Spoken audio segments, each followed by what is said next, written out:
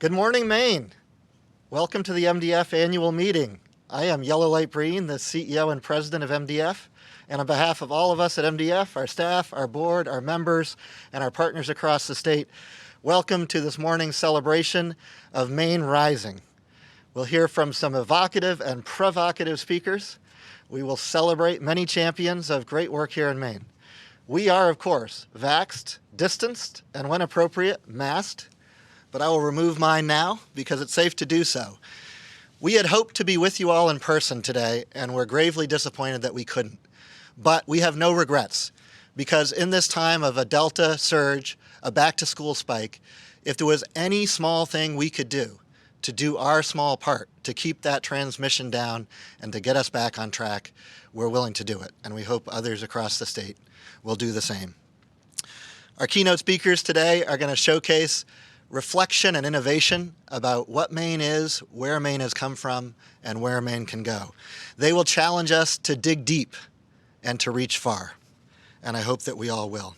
You'll meet our 2021 champions of economic development, people and organizations who exemplify our values, aspirations, and ambitions for Maine in terms of working collaboratively, working across sectors to move Maine forward with innovation, with leadership, with humility. We could not put on an event today without the support of our sponsors. So I'd quickly like to recognize our lead sponsor, Bangor Savings Bank, our event sponsor, Central Maine Power, our media sponsors, Flight, Maine Today, Masthead, Maine Biz, and Maine Magazine, who have been brilliant for us. Our other event sponsors that you'll see recognized on screen and verbally throughout the morning. And we could not do this work all year long without the incredible support of our Champion Circle members who are there for us every day in this important work. Now, we're going to be using a tool today that you may be familiar with called Slido. You should be able to access it easily from your viewing screen. If you need to go straight to that application on your phone or otherwise, you can go to slido.com and enter our event code /MDF.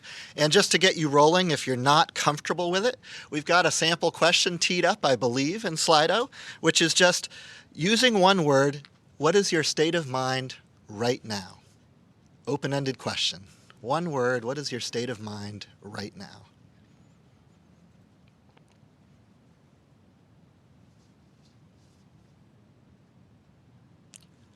Are they seeing a different prompt on screen? I'm sorry, you're seeing a different prompt. Answer either one. This is really just to get us rolling. Great. We try to be perfect, but we aren't.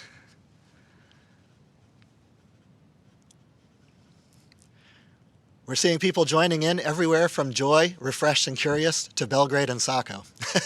So sorry for my confusion there with the Slido prompts. Hopefully it'll be the least mistake we make this morning. So we opened the voting for this year's business meeting early. Many of you have already voted, but even as Al introduces the questions and people to be voted on today, don't wait for him. If you're in the app, please go ahead. If you're an MDF member and cast your vote, we can count them faster if you cast them faster. And so without further ado, our very brief business meeting to kick us off, and here is our chair, Al Raymond. Great. Hey, good morning, everyone. And first of all, let me start off by saying that I hope all of you, as well as your families, friends, and coworkers, are managing well through this unprecedented time. As MDF's chair this past year, and on behalf of the board, it's been a real honor to serve the organization, its membership, and our communities in Maine. We recognize MDF's special role in our state and the importance of keeping the organization strong and sustainable during a time when its programs are so important. And to that end, the past 18 months for our board have been focused around the fundamentals: sustainability, governance, values, and program impact. And in many ways, we've been fortunate to be able to focus on fundamentals because of the talent and dedication demonstrated by Yellow and his staff, all of whom are amazing professionals and amazing people as well. So thank you to our members, stakeholders, alums, and partners for your support and collaboration, all of which have helped MDF thrive and deliver on its mission across the state. I'll have a bit more to say in a moment during the voting, But now I'd like to call to order the Maine Development Foundation's 2021 business meeting. So the first order of business is to invite you to pose any questions you have for Yellow as CEO or to the board of directors during the course of the meeting, utilizing Slido. Depending on the complexity of your question, we may need to respond to you after the meeting. Okay, well, let's move on to the board elections. I'd like to remind everyone that under Maine law, directors are elected annually with a 5-year term limit. Also, by statute, half of the elected directors represent the for-profit sector, and the other half represent the nonprofit and public sectors. The nominating committee has proposed, and the board recommends, the nomination of 2 new board members and the re-election of 11 current board members for the upcoming term. First, our new directors. They are, for the private sector, Linda Ball, Vice President of Customer Service for Central Maine Power. And for the public and nonprofit sector, Lisa Sockabasin, Director of Wabanaki Public Health. Next, the current directors standing for re-election. They are, for the public and nonprofit sectors, Madeline Braun, Lori Dwyer, Amy Landry, Joy Baresi-Saucier, Dr. Hannah Carter, Catherine Wygant Fawcett. And our nominations for the private sector, they are Scott Blake, Dan Bookham, Meredith Strang-Burgess, Thomas Francoeur, and Eric Solberg. You will also see some write-in slots available to you. And if you choose to nominate someone to the board, please note that they must be an MDF member. Now, in addition to elected members, our governor appoints 2 representatives as ex officio members. Her current appointees are Carlos Mello of the Finance Authority of Maine and Deb Johnson, Director of the Office of Community Development at the Maine DECD. I will also submit for your vote our officer nominees. They are Madeline Braun as chair, Joy Baresi-Saucier as vice chair, and Thomas Francoeur, treasurer. Now, please note that the officers serve as the executive committee with 2 additional directors appointed by the chair. They are Scott Blake and Amy Landry. Yellow, could you please administer the vote? Thanks, Al. The vote is open on Slido, and would just urge everyone on, if in doubt about whether you are a member or if in doubt about whether someone from your organization has already cast the vote, please cast the vote. Our accounting firm of Lori Bowie, and Lori Bowie is in the back doing the diligence to make sure we don't have any duplication and to verify membership status. So if in doubt, please vote. Many of you are members, whether you know it or not. And while the vote is open, we'll also look to see if any questions have flowed through on Slido that Al and I can field now or later. And with that, Al, back to you for your valedictory comments. Thanks, Yellow. So I took the liberty of looking back at my remarks for this same meeting in September 2020, about 6 months into a global pandemic. And at the time, I recited what I had recently heard in a seminar by one of the all-time greats in management science, Tom Peters, who predicted that this once-in-a-century period we are living through would be the defining moment of our professional careers, both in terms of our actions and our values. And I do think that years from now, when we look back at this time, to a large extent, you will have been right. No question that for most of us, the resilience and the problem-solving skills we develop now in facing the pandemic, addressing the challenges of economy, safety, workforce, social upheaval, and just sheer and rapid change will define us and our organizations in the years to come, even if we experienced much of it from our own kitchen counters. So I could not be prouder of how the team at MDF has responded in the last 18 months with an unwavering commitment to mission, impact, the state of Maine, and each other, even in the face of what seemed at times to be total chaos. But despite it all, MDF continued to look forward, always asking where the next opportunity was to make a positive difference. And by that, I mean continuing to invest in initiatives such as Maine Spark's Adult Promise, which is an exciting 360 approach to helping adults gain new job skills for a changing economy. Yellow will share more on the year's accomplishments later. And one last thing. I've just completed my 5th and final term on the board. and it's been a real honor to work with everyone at MDF. I first learned about MDF over a decade ago when, as a young corporate lawyer, I decided to participate in Leadership Maine. And I can say without reservation that the year I spent in that program was among the most influential experiences of my life. It was an experience that gave me the renewed confidence, conviction, and inspiration to align my personal and professional values with the needs of my community. And if you and your colleagues haven't participated in Leadership Maine or the Institute for Civic Leadership, I urge you to consider it. So in many ways, serving on this board was the least I could do to give back to MDF. And I ask that all of you as stakeholders of MDF join me in a commitment to continue supporting this organization in the future. All right. Well, Yellow, how's the voting going?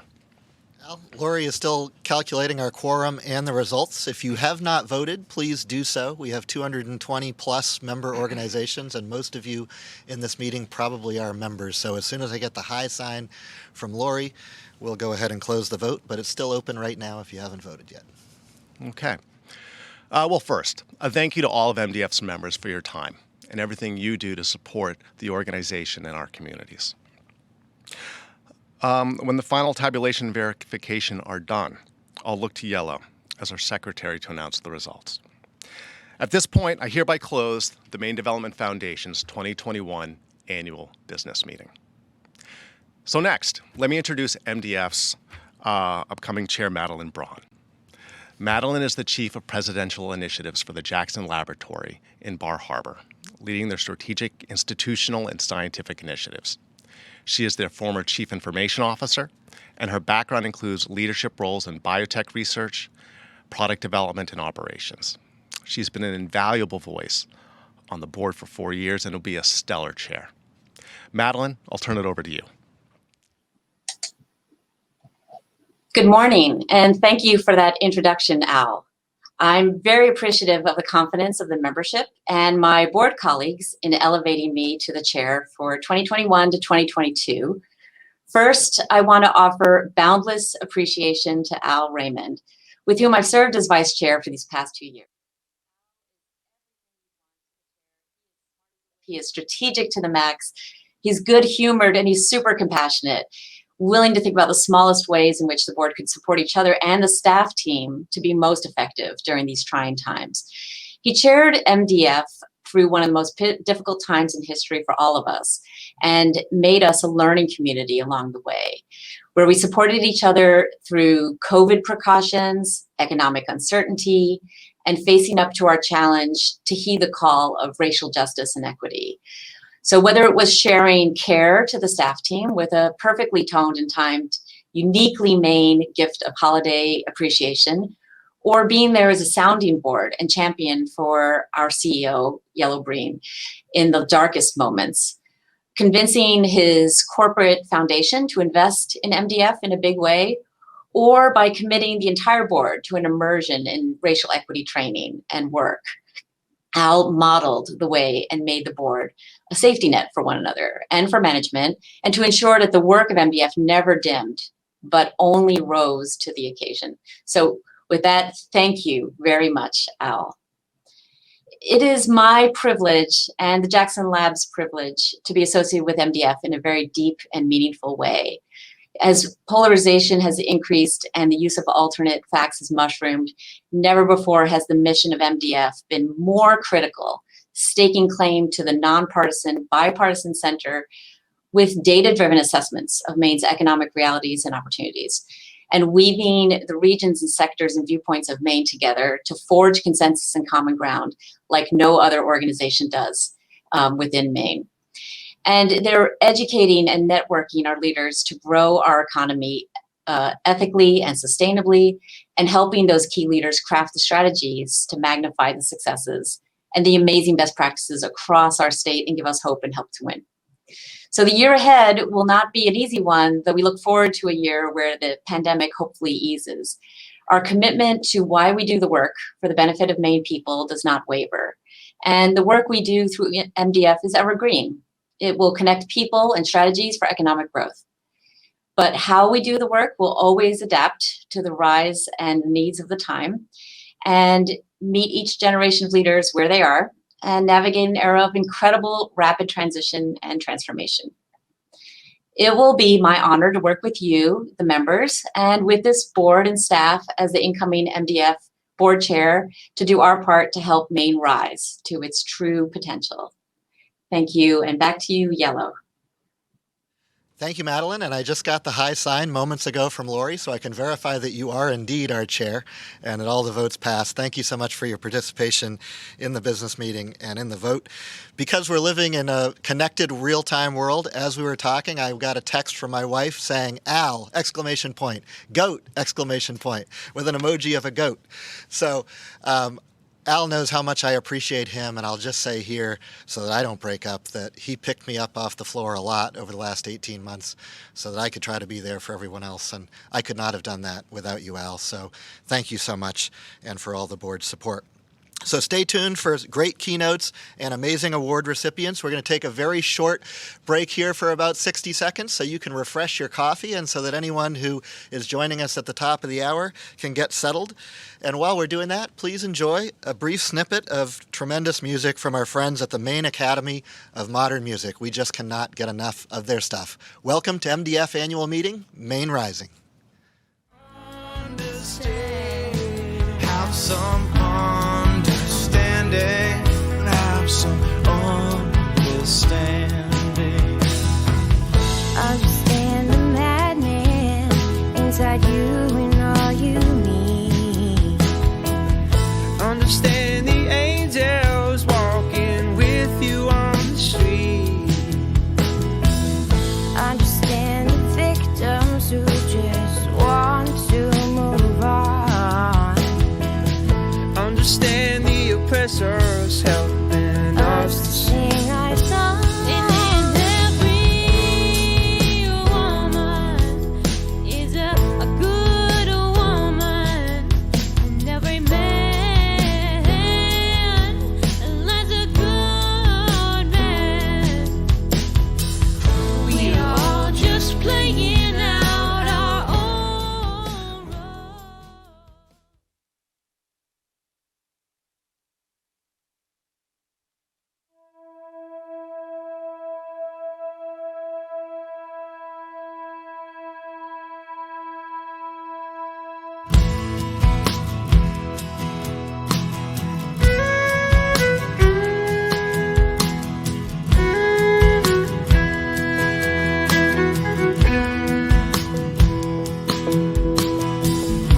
And every woman is a good woman. and every man is a good man. We are all just playing out our own roles. Y'all just doing the best we can. So come on, understand, have some understanding, have some understanding. Understand the madman inside you and all you need. Understand the angels walking with. Good morning, Maine. I'm Yellow Light Breen, the CEO and President of Maine Development Foundation. We are here safely vaxxed, distanced, masked when appropriate, here at the studios of Headlight in Portland, Maine. We wish we could be with you in person. That was our dream for this year. But with the spike in Delta and the back-to-school surge, we felt that anything we could do to play our small part to contribute to keeping that transmission down, we needed to do it for our state, for our community, for our kids. So we're streaming to you live over the airwaves, and we're glad to be doing that. We hope that even though the more than 100 of you that are on this transmission are separate from one another, you know that you're part of a community that hopefully can give solace and support to each other and has given solace and support to each other during what has been a really difficult year and a half for us and everyone in Maine. Today we celebrate innovation, vision, leadership in our state, and we're going to be evoked and provoked by two extraordinary keynote speakers. So I've got a great program here for you this morning in terms of this question of, as Maine rises in a pure economic sense, can we rise as a community?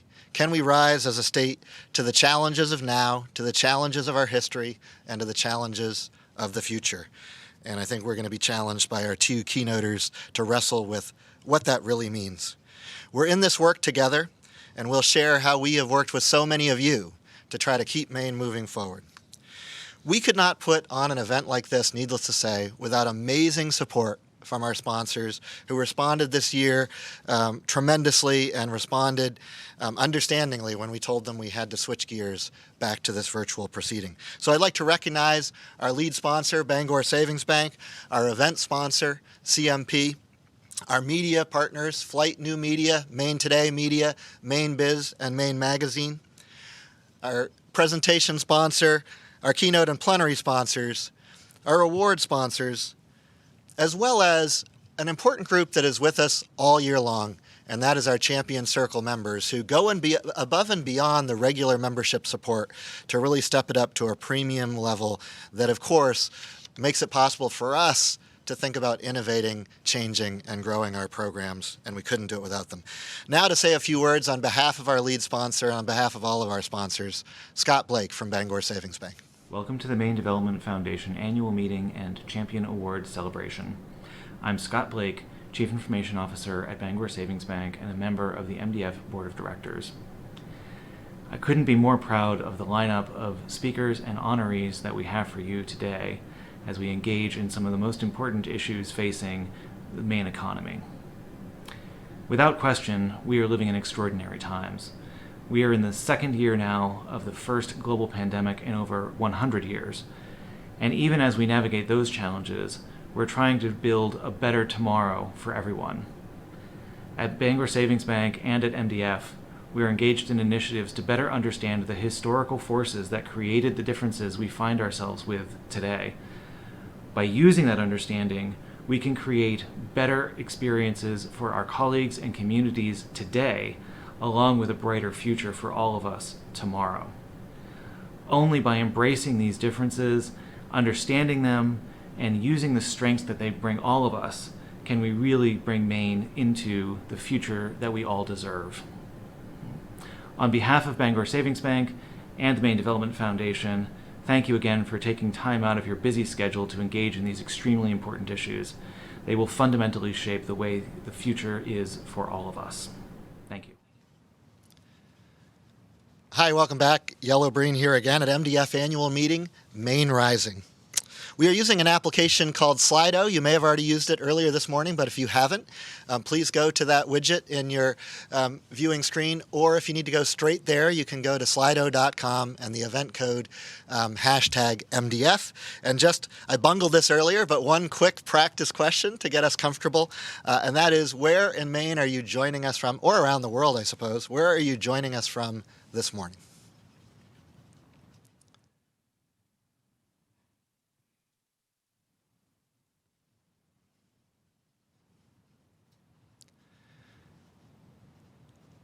And home, wherever home is for you, is by far the largest response. But we have Camden, Auburn, Norway, Saco, Bangor, Freeport, Durham, Kennebunkport,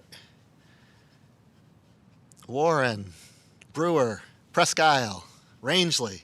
We got a great span. Thank you for being with us this morning.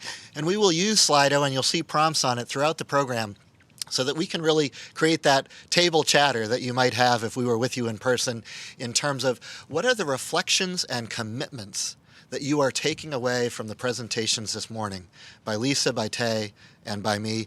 And when we get to the awards section, we hope that you'll join us in using Slido to give a lot of kudos and shout outs to our amazing recipients, just like you would if you were here with them. So without further ado, I'd like to introduce our first keynoter, Lisa Sockabasin, the director of Wabanaki Public Health.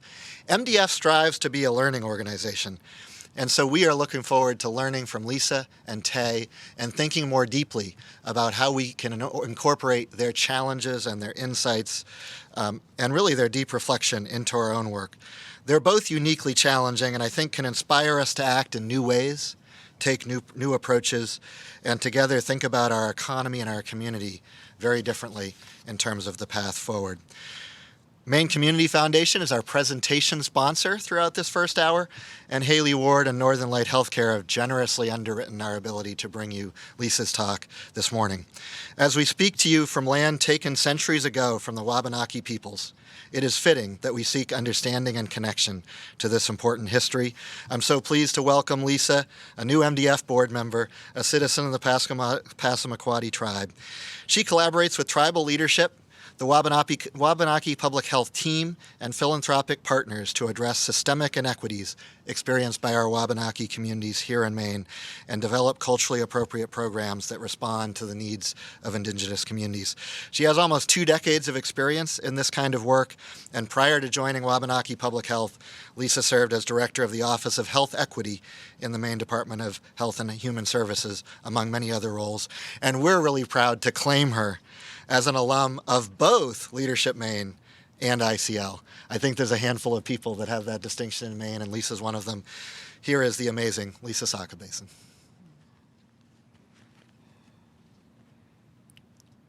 Willie One, thank you, Yellow. And thank you to MDF. Yellow is right. I graduated both ICL and Leadership Maine, and I would be remiss if I didn't do a shout out to my classes that I know some of the alum are watching today. Thank you for your support. So my name, Lisa Sockabasin, and I help to lead the amazing team at Wabanaki Public Health and Wellness, a team that serves Indigenous people throughout the state of Maine and outside the state of Maine, because Wabanaki people live everywhere. We also serve Indigenous people that now call Maine home. I have the pleasure of working with this amazing team, and you're going to see some of the work. But to start, I want to spend my time with you sharing a story. Sharing a story that includes other Indigenous voices, because hearing just one Indigenous voice is not nearly enough. So let's begin. This is a story about connections. Connections are critical. That with connections comes the ability to thrive.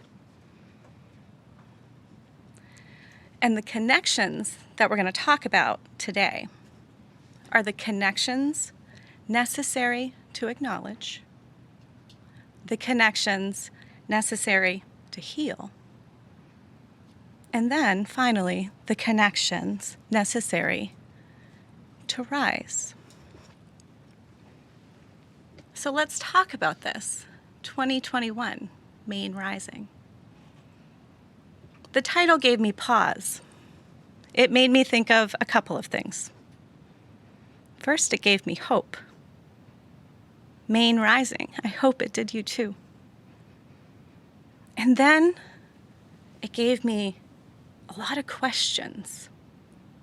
And I'm going to share my questions with you. Maine Rising. The first one.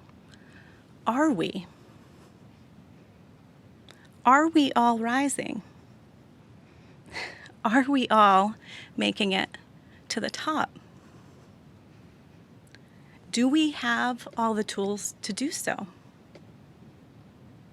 Who is falling behind? Who is never or rarely acknowledged? Who do we need to hear from? All important questions when assessing whether or not Maine is actually rising. It is no secret, we do not share the same history. And when we look at those connections necessary to acknowledge, those structures, systems, governments, they have had a long history targeting people and communities like me and the tribe in which I'm a citizen. I'm going to let you read this definition. I'm going to ask you to read it out loud and I'm going to ask you to read it twice. This is the voice of Dr. Braveheart. I'll give you a moment.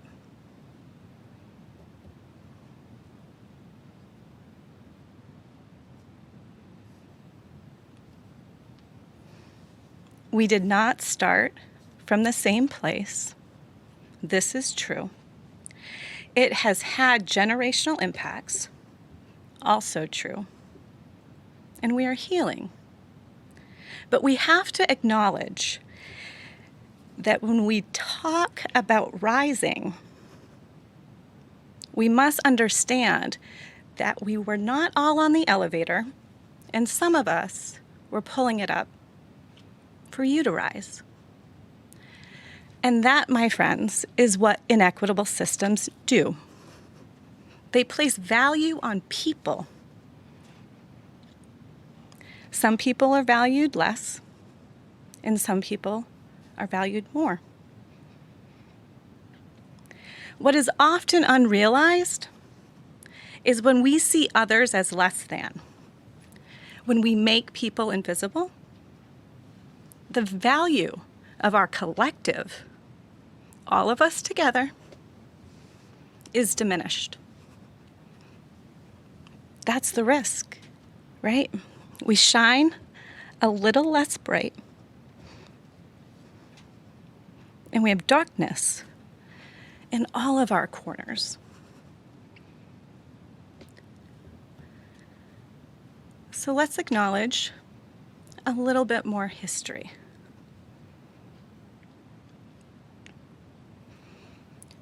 From the secretary. My family's story is not unlike that of other Native American families in this country. We have a generation of lost or injured children who are now the lost or injured aunts, uncles, parents, and grandparents.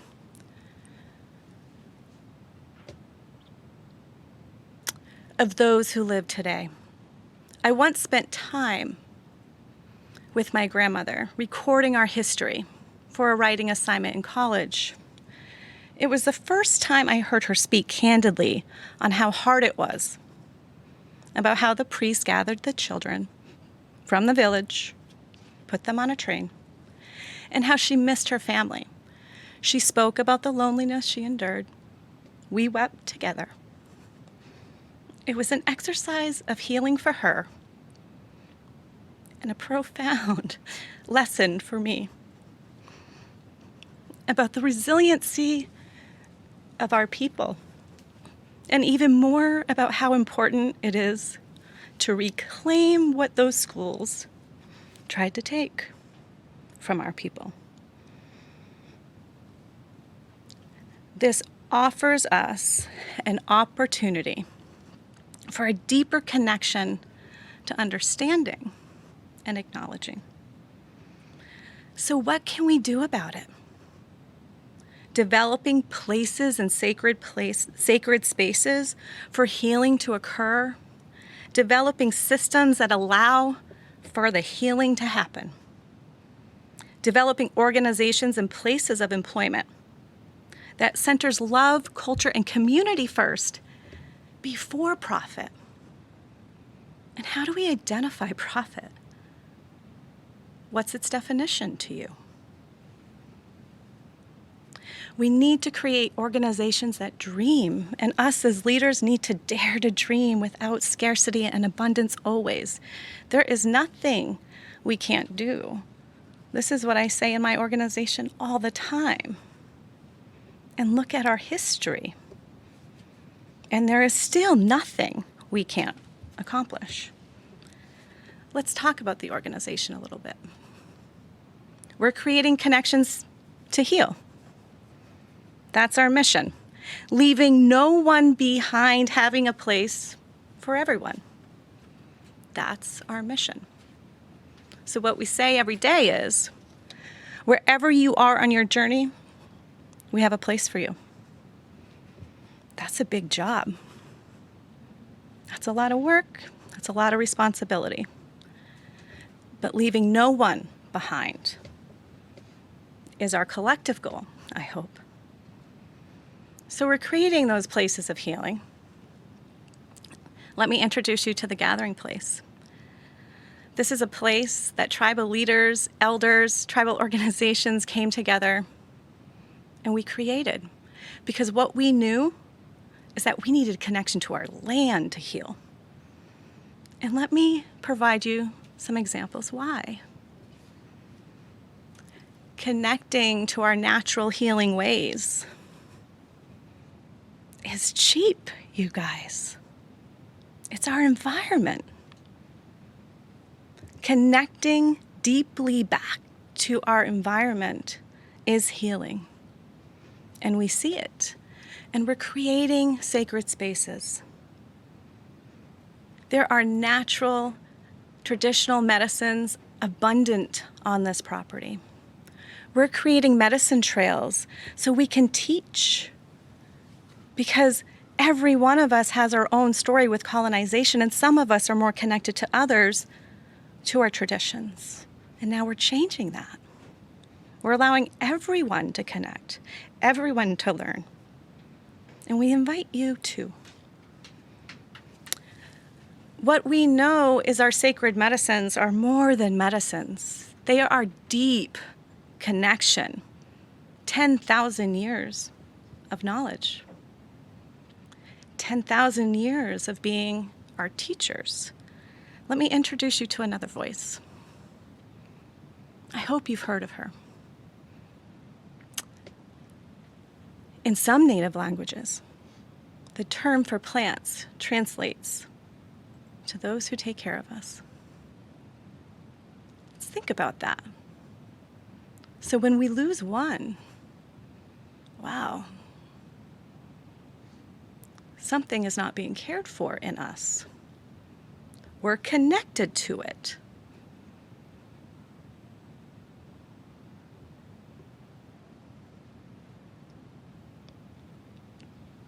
I want you to learn about our tobacco garden. Our tobacco garden, it's down in the lower left corner. Tobacco is sacred. It's one of our sacred medicines. We are growing, processing, harvesting our medicines, and let me tell you why. We weren't before, and then we had an opportunity, and that opportunity came to us through COVID. COVID taught us how fragile lots of things were. And we didn't have access to our medicines during the time of COVID when we needed an abundance of them. And oftentimes, some of our medicines were procured outside of Wabanaki territory, so we wanted to fix that. So we had this amazing opportunity to reconnect to the medicines in a deeper way, to have a deeper and more profound connection to our medicines and our traditions of 10,000 years. So now, what this is offering is our connection to rise. What I am seeing in these children is that I had a relationship where sacred tobacco was purchased in a store. Now these children have a relationship with sacred tobacco that they're growing, and they're processing, and they're gifting. That, my friends, is our connections to rise. I want to introduce you to another voice. The Western culinary diet has never really taken the time to learn this vast amount of botany around us and all these plants that are so giving to us. So if you look through an indigenous lens, you're going to see so much more. You're going to see food and medicine, shelter, crafting, all of these things in one plant. That's the abundance we need to see, and that's the abundance we are connecting to. So I want to give you some practice. Sean Sherman talks about the indigenous lens. Let's give that some practice. Let's start here. where you may have seen a field of weeds. Perhaps you have frustrations with these plants. You may like to cut them down. So where you see weeds, I'm asking you to see healing. I'm asking you to see the medicine, the abundance. Our children are creating this healthy field, turning it into delicious abundance, making jelly and jams and teas that pair nicely with other traditional foods. Let's practice again. I'll give you another try. Taking care of our trees, protecting our trees, and they will provide for you. That's what we see. We want you to see that too. Let me show you some of the people that are doing the work. These are some of the faces. But not all the faces, because if you've at all heard about Wabanaki Public Health and Wellness, one thing you probably have heard is that we grow, and we grow fast. We have a lot of work to do, folks. It's a lot of healing to do. I joined the team just a little over 3 years ago. And I made 7, and now we're nearing 100. And guess what, guys? We're hiring. We're hiring 35 new positions this fall and winter. We're growing, and we're welcoming. These are the folks that do the hard work. These are the folks that I need to serve. And these are the folks to be celebrated. Let's take a little deeper in who those people are.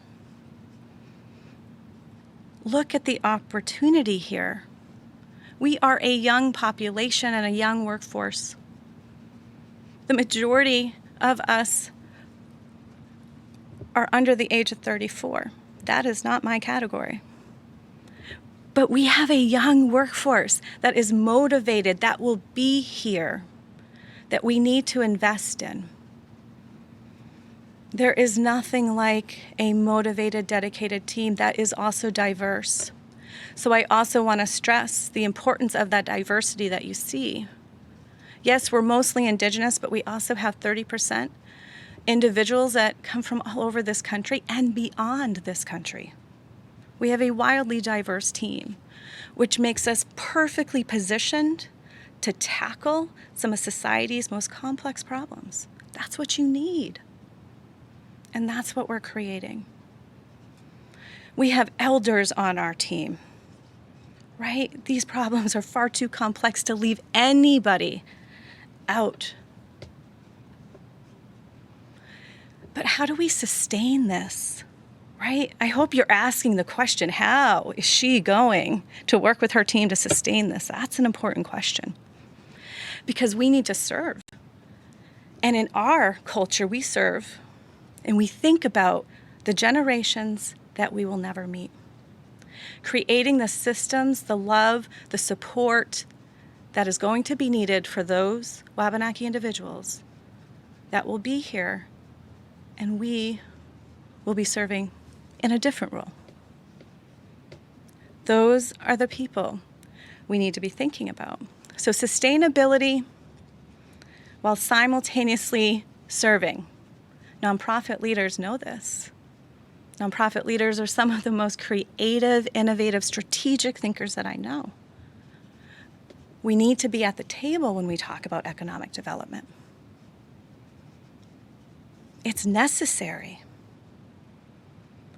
So we're thinking creatively, and we're working with Indigenous organizations like Four Directions Corporation leading the way, asking the question, where does cultural tourism fit in this state for Wabanaki people?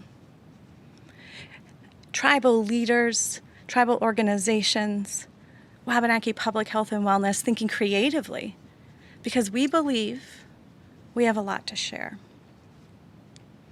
and we believe that you want to learn.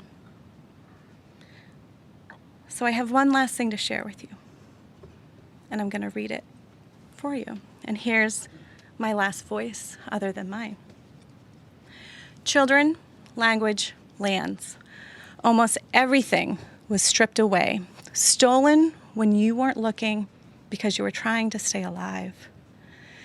In the face of such loss, one thing our people could not surrender was the meaning of land.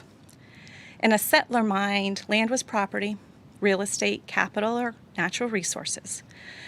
But to our people, it was everything: identity, the connection to our ancestors, the home of our non-human kinfolk, our pharmacy, our library, the source of all that sustained us. Our lands was where our responsibility to this world was enacted. Sacred ground. It belonged to itself. It was a gift, not a commodity, so it could never be bought or sold. These are the meanings. These are the meanings people took with them when they were forced from their ancient homelands to new places. I want to stress the importance of understanding that our concept of wealth, abundance, and success is a collective one. When Indigenous people fight for our waterways, our land, our air, our sovereignty, there's no individualism in that. We're fighting for you too. So when Indigenous people have their feet on the street, it impacts you too. So I ask you to join me in thinking about those questions, reflecting on this story. I thank you for listening to Chi Woolly One. And I also want to thank my team at Wabanaki Public Health and Wellness, as well as our Wabanaki people, my teachers, why I'm here. So whether you're a Wabanaki person that's living in Alaska, Texas, Maine, Florida, or California, you are why we are here, and we want to serve you. We don't say goodbye. We say upchurch until we meet again. We have a lot of work to do. I'll see you soon.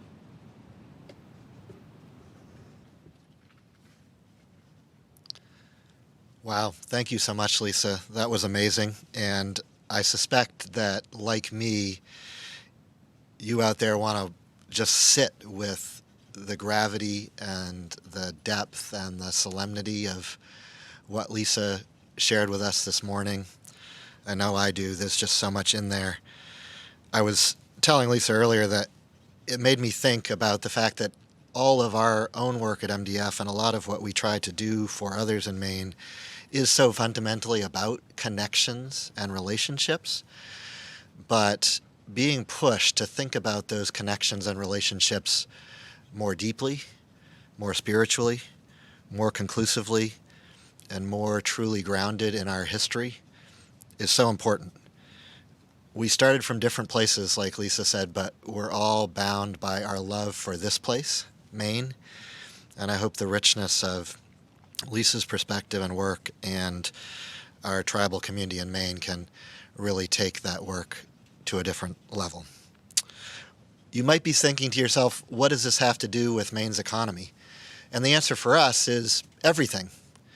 Because the greatest economic opportunities we have together in Maine are so deeply derived from our history, and seizing those opportunities is so deeply dependent on working with everyone, working for everyone, and building an economy that truly includes everyone in Maine Rising. So I really appreciate the challenge and the depth and the reflection that Lisa offers to us as we all think about how to do that work.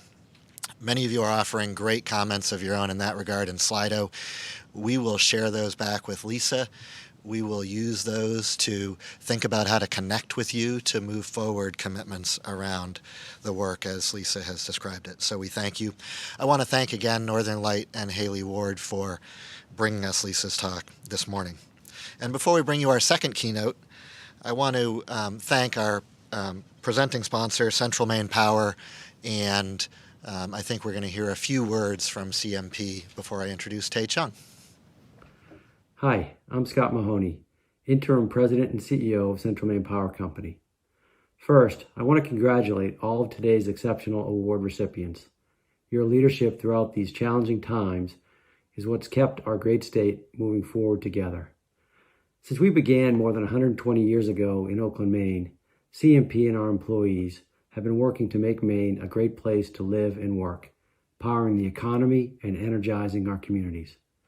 Central Maine Power is proud to partner with the Maine Development Foundation to support their efforts to create a bright economic future grounded in equity and inclusion.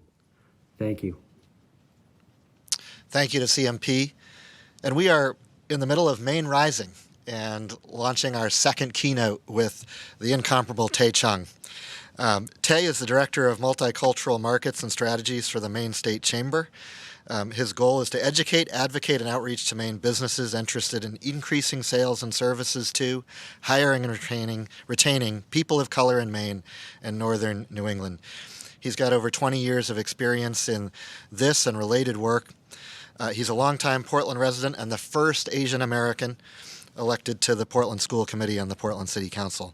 Most recently, he also served on the Governor's Maine Economic Recovery Committee and chaired the Supportive Services and Diversity, Equity, and Inclusion Committees. So he's a leader on these issues across our entire state and in our business community. Again, as Tae talks, we have Slido prompts open to elicit your reflections and your commitments to learning and action based on his talk. Without further ado, our great friend, Tae Chong. Thank you, Yolo. Thank you, Lisa, and good morning, Maine MDF. Climate change is real. As a kid growing up in Maine, we never used air conditioners. This summer was one of the hottest on record. At times this summer, it felt like New Jersey, hot and humid. Our world is heating up faster each year.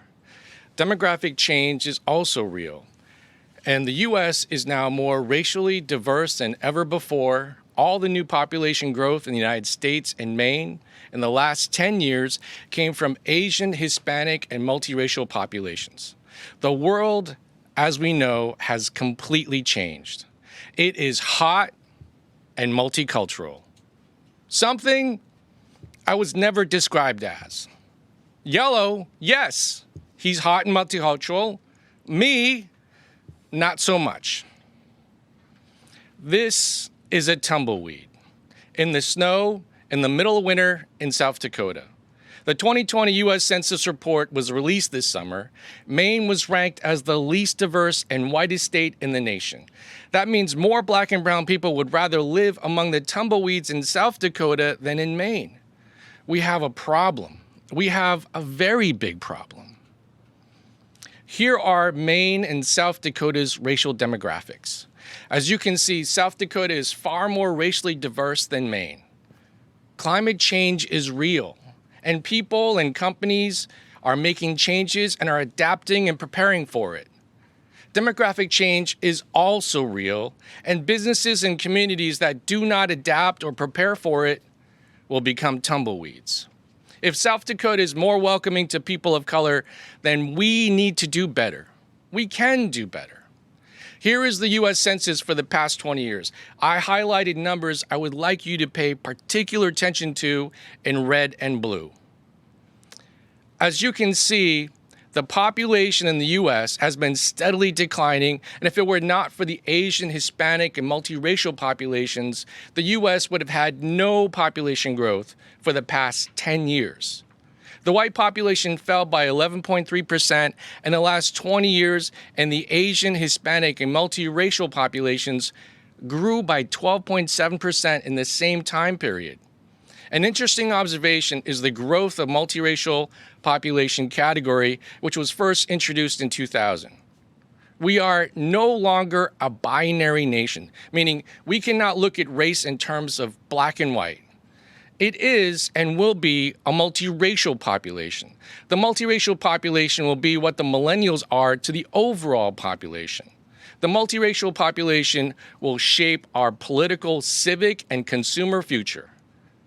Diversity, equity, and inclusion of all races will be more prominent and more important in the coming years. This is also true for Maine. Here is Maine's U.S. Census for the last 10 years.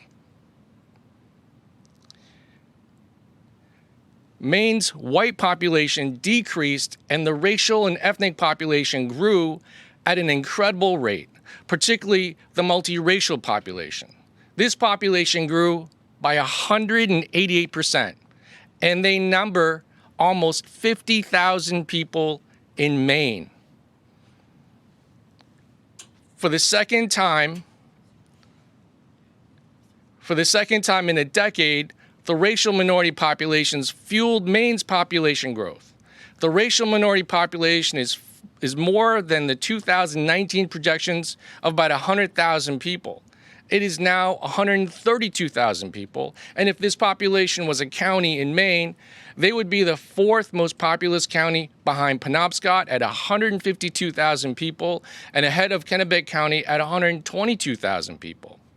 The most critical number in the racial minority population grew by 83%, whereas the white population shrank by 2,800 people in the last 10 years.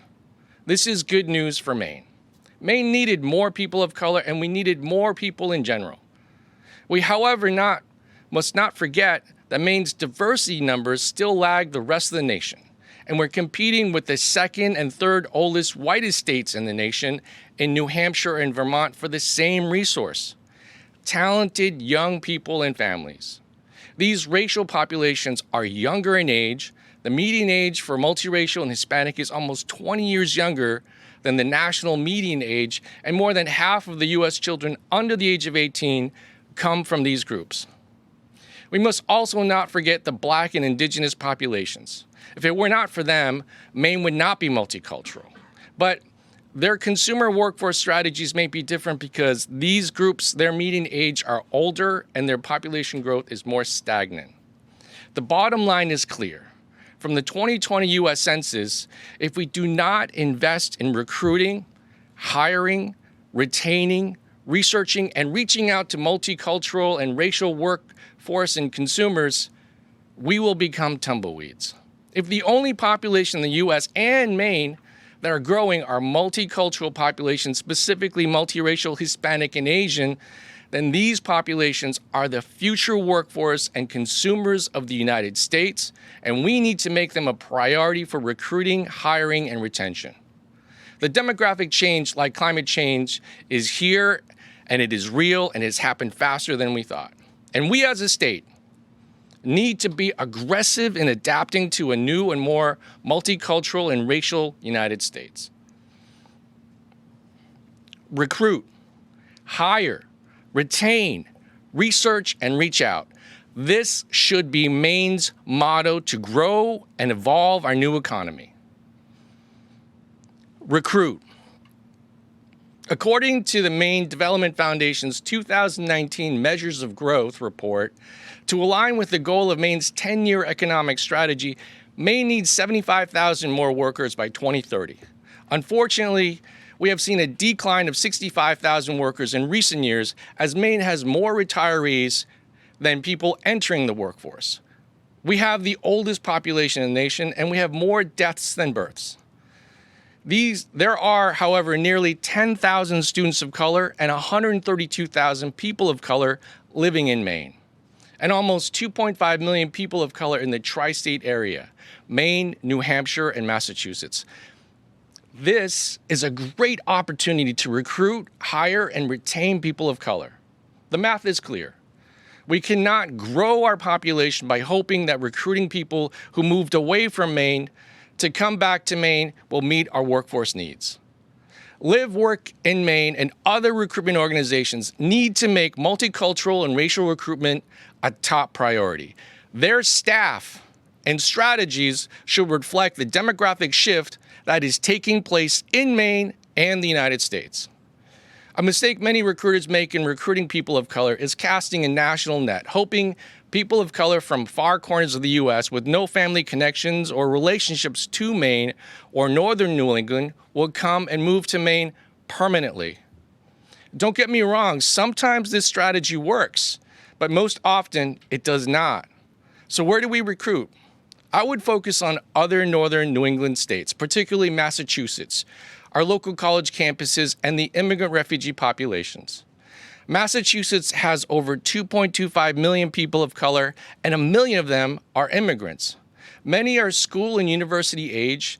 It's easier to convince a person of color who grew up in northern New England to move to Maine than someone who is unfamiliar with our culture and climate. We also need to recruit from the nearly 10,000 students of color attending our Maine colleges and universities.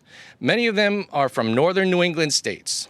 Lastly, we have a large immigrant and refugee population. For example, the majority of the Black growth in Maine came from refugees and asylum seekers. The Black population grew by 70%, and many in this population are from the refugee and asylum seeker populations, and many have college degrees. So how do we recruit from these communities and groups? For many, networking helps to find job opportunities. If people of color are not part of your network, you need to build and have relationships with diverse communities. You need to do the work. Luckily, building relationships is not mysterious. It's fun. It's also easy because networking in Maine and Massachusetts is a matter of few degrees of separation. Everyone knows everyone eventually. Perhaps the easiest way to network is to connect with our local colleges and university campuses. Multicultural directors, deans of students, and various racial and ethnic groups on campuses are well poised to offer and receive opportunities for job internships and apprenticeships for their diverse student populations. It is worth the effort. For example, Southern Maine Community College alone has 1,000 students of color ready to contribute to the workforce. Numerous towns in Maine, New Hampshire, and Massachusetts have a high concentration of people of color. By working with local officials, community ethnic leaders, navigators, and groups in schools, you may be able to build relationships and potential workers. For example, in Maine, half of Portland and Lewiston's public schools populations is made up of students of color and multicultural populations. Regionally, Lowell, Massachusetts has 30 to 35,000 Cambodians, the second largest in the United States behind Long Beach, California. And there are many other towns and cities in Massachusetts and New Hampshire and other New England states with large ethnic and racial populations. Hire. In Maine, with a large refugee, asylum, and immigrant population, hiring first-time workers will require a different strategy. For many of the nearly 60,000 immigrants and refugees living in Maine, English is not their first language. Recruiters and interviewers should consider how and where they advertise their positions and whether their application process is friendly to potential English as a second language candidates. You can ask your hiring teams to explore if the questions you ask will reflect openness to new skills and new experiences. If the expectation is to replace a worker who was born and raised in Maine with someone who fits the same culture and skills, then finding that person of color to meet those expectations will likely falter. Remember, we are in a demographic change. The hiring process for new workers will be about adapting to new ideas, cultures, and expertise. Hiring for potential and hiring people who are willing to learn and grow with you, regardless of their background, will yield powerful results for your business. A great opportunity to hire people of color is from business internships. Maine State Chamber of Commerce is working with a number of great partners to create comprehensive business internships for non-traditional older students of color from USM and SMCC. And we welcome other colleges and universities in Southern Maine to partner with us in this initial pilot project. The Maine State Chamber is partnering with the Greater Portland Chamber of Commerce and local businesses to find guaranteed internship spots for our students of color. We're also partnering with WEX, Educate Maine, Focus Maine, and Thomas College and participating college and university student services to create supportive services to ensure the success of non-traditional students' color internship. Our support systems include professional mentors of color, The Equity Fund to offset barriers to internships such as childcare and transportation, college and university student services, and racial and cultural training for business internship coordinators. If we can create a positive internship for older non-traditional students of color, we will create a pipeline for the students of color to be hired by businesses. Older students of color are among the least likely to apply for internship, but their maturity, social skills, and diverse life experiences make them a great candidate for hire. If we are successful, our goal is to replicate this program with other chambers throughout the state of Maine, Lewiston, Bangor, Biddeford, and beyond. Why are support systems so important? When interns, employees of color feel safe, supported, welcomed, and valued, they know that their opportunities are directly tied to their performance, regardless of their race and ethnicity. They will stay. The person who is best positioned to promote this positive culture is an employee's direct supervisor. When the supervisor is an ally and part of the support system to help people of color to succeed, the likelihood of retaining that employee is greatly increased. All frontline supervisors should be as well-versed in diversity, equity, inclusion work as the CEO and leadership. Equity work is done in small teams and small departments. Leadership rooted in equity makes the difference, whether it is the corner office or on the warehouse floor. Research. The multiracial, multicultural population in Maine is an economic engine on track for future commerce and workforce development. The purchasing power of this population is $2.7 billion.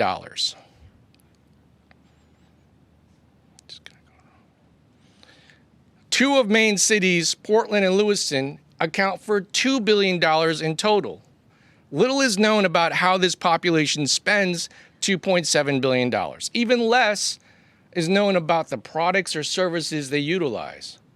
What are their banking needs? What kinds of seafood and produce do they consume? Where do they purchase products? What kind of retail needs do they have, and where do they vacation?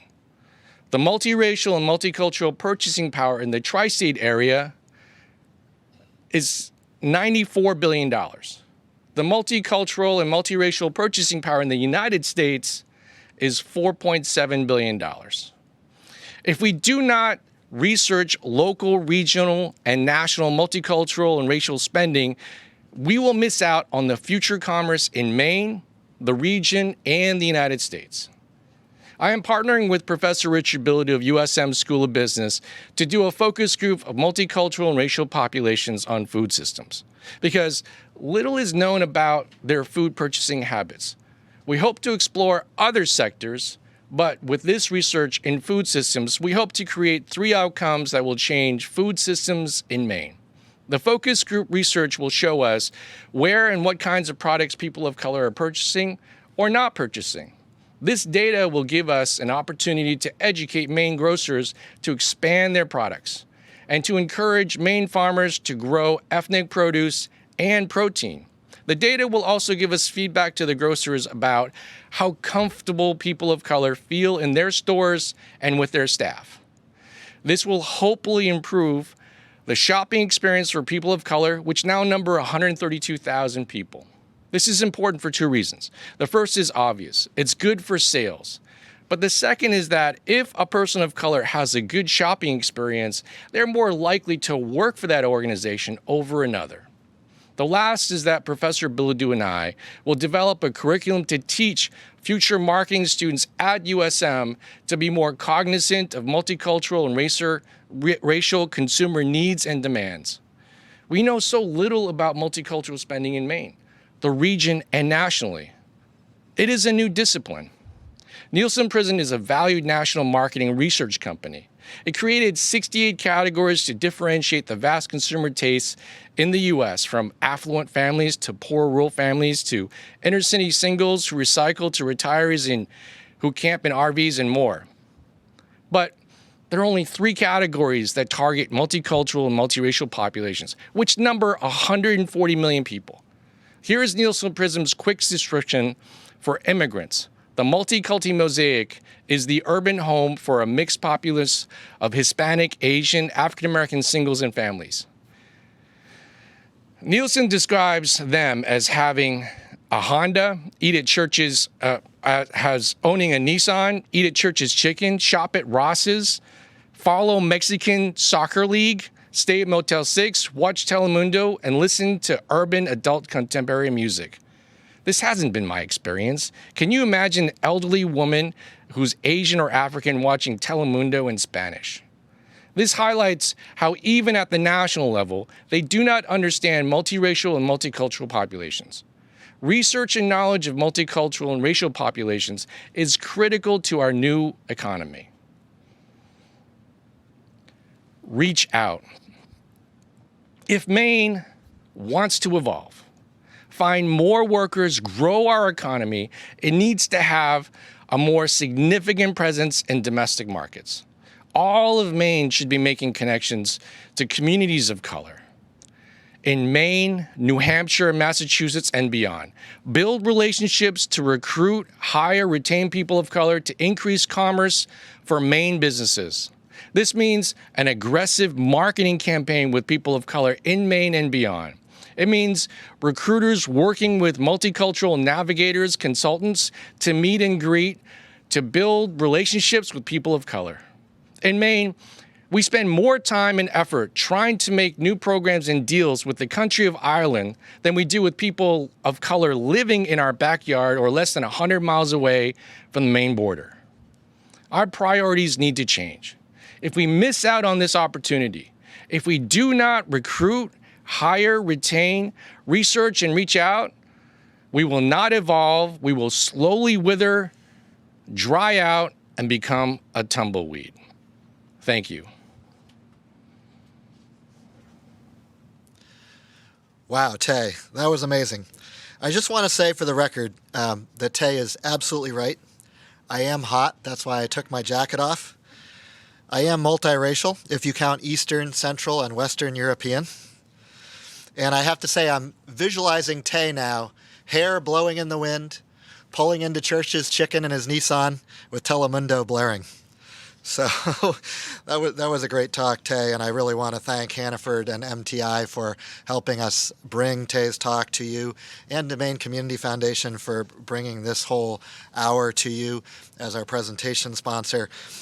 In case you're wondering, Tae and I have known each other since high school, where he was part of the dreaded Deering High School debate juggernaut, and I'm 0 for 3 lifetime against Tae, so do not debate this man. It's been awesome to watch your comments, reflections, and commitments flowing in through Slido. Keep them coming. Like I said, those will not disappear.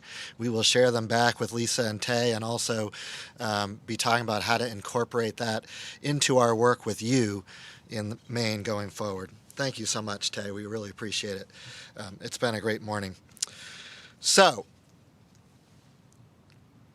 now that we've been evoked and provoked by Lisa and Tae, I want to offer you a few of our thoughts from MDF about Maine's economy, where we are, where we're going, and how we think that even in these times, we can be optimistic and aspirational and ambitious about a bold new future for Maine and rebuild and build a vibrant economy that truly works for everyone, with everyone. In fact, we have no choice but to do so. Last year, I promised that someday winter would end and that the bloom of that new opportunity would emerge again. We had no idea at the time that the next COVID winter would turn out to be August and September. But nonetheless, we know that Maine is gradually rising back, but we're rising back into the midst of many of the challenges that have been with us all along. And how we meet those challenges will define the decades to come. We always recover eventually, and eventually is a key part of the problem. That dark, long line that runs out to the side of this slide was the jobless recovery, so-called, from December 2007, where it took us 9 years to come back in terms of jobs here in Maine. The latest forecast with the pandemic recession is 3 years, but that will certainly be affected by how long Delta lasts and what the next variant does to all of us and to our economy. So if we can indeed bounce back faster than we did during the prior Great Recession and face those strengths and those opportunities and challenges that we were facing in 2019 as we headed into this recession and seize those opportunities, that will be a good thing for our state. This has been an economic experience in a recession like no other, not surprisingly. And I'll just pick one example of that. Most of our economy has behaved the same way that big, long graph of all jobs has behaved. The hospitality sector, for instance, by August had gotten back many of its losses, but not all, and was creeping up towards the employment levels of prior year, but hadn't gotten there quite yet. But then we see this in the construction industry in the blue line, where in the middle of a recession, construction was booming, home sales were booming, building materials were at all-time record highs in price and futures markets. It's just been an interesting roller coaster that we never ever see in our economy. But fundamentally, we are growing back from the true depth of the recession right into the face of this.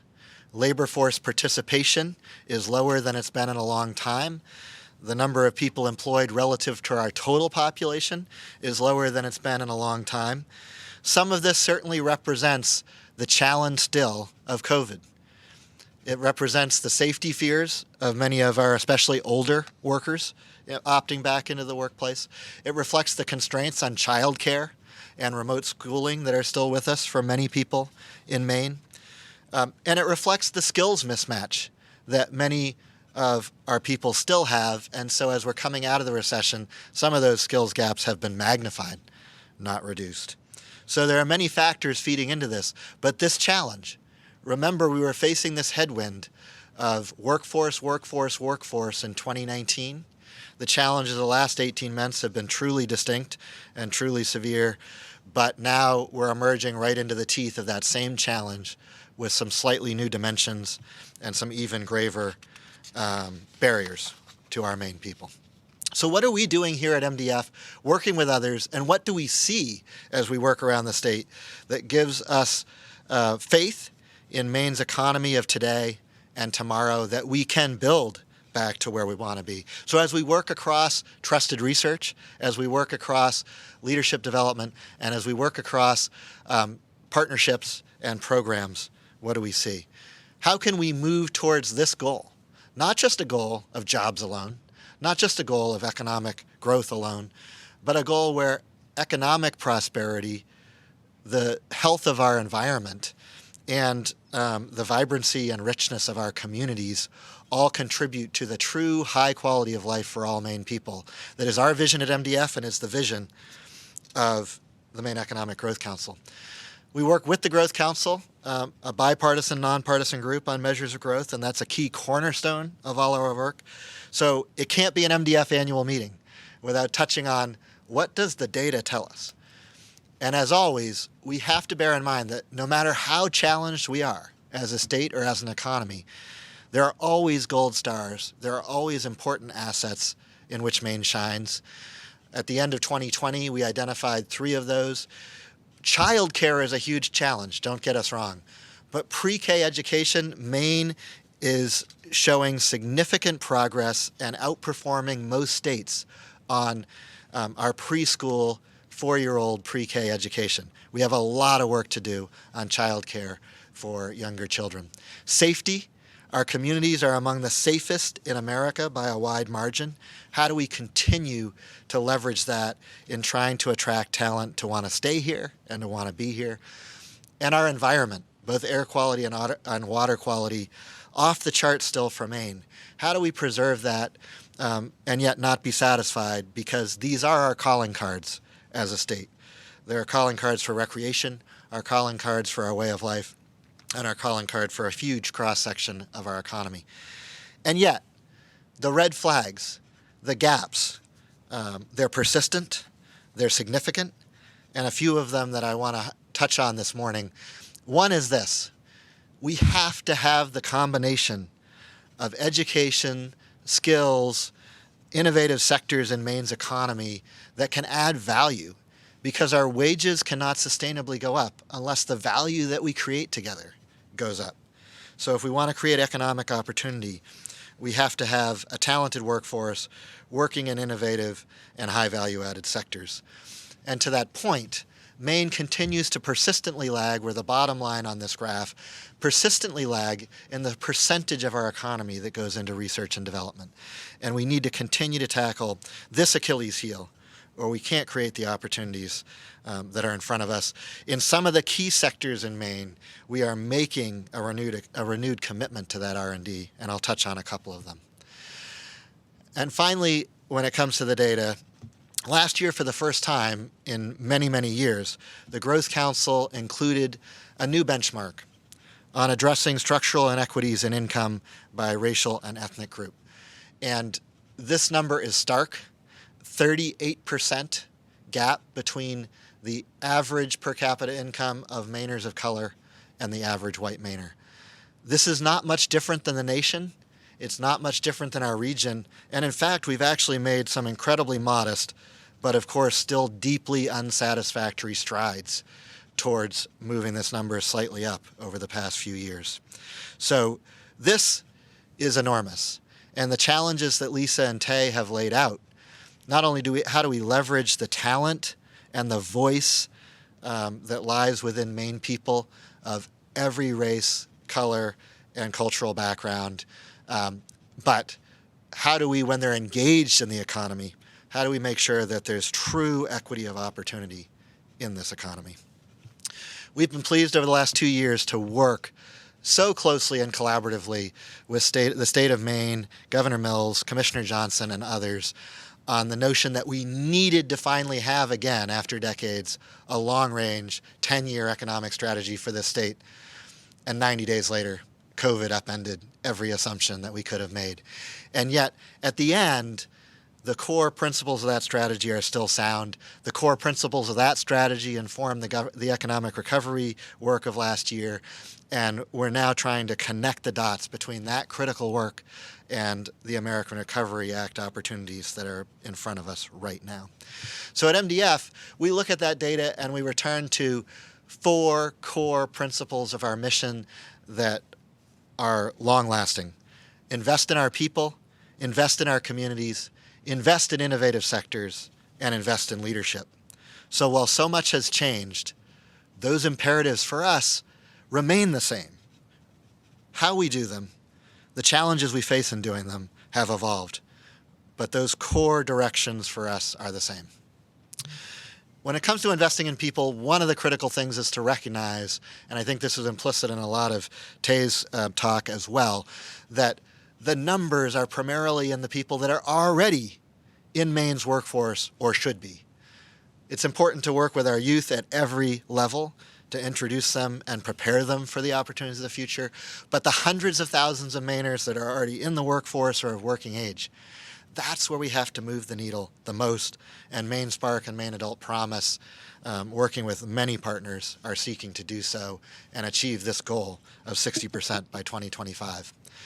The needs of adult learners are different. They're like the needs of every learner, except in many ways magnified, because the burden of running a household, raising children, working part-time or full-time, and trying to go back to school or upskill in the face of the aftermath of a pandemic, these are humans. These are people with obligations, and childcare, housing, transportation, and broadband were huge issues for us when we developed the 10-year strategy in 2019, and today they're exponentially bigger in terms of our economy and in terms of access to our economy. And the issue of inclusion and equity and systemic bias and systemic racism is huge in terms of how do we create opportunity for all learners to be part of closing the skills gap. And so our Navigator Network and Adult Promise has been doing a lot of work over the past 18 months on issues of implicit bias, equity, and racial justice, and we will continue to do that work with them so that they can truly grapple with what it takes to serve populations that may be different from themselves with cultural competency and effectiveness. What I have here reflects what Tae was talking about. Maine's population growth over the last decade, 2.6%. We say in the economic world, this sucks because the nation was 7.4%. And behind this number was a 2.2% decline in the number of white Mainers, as Tae said.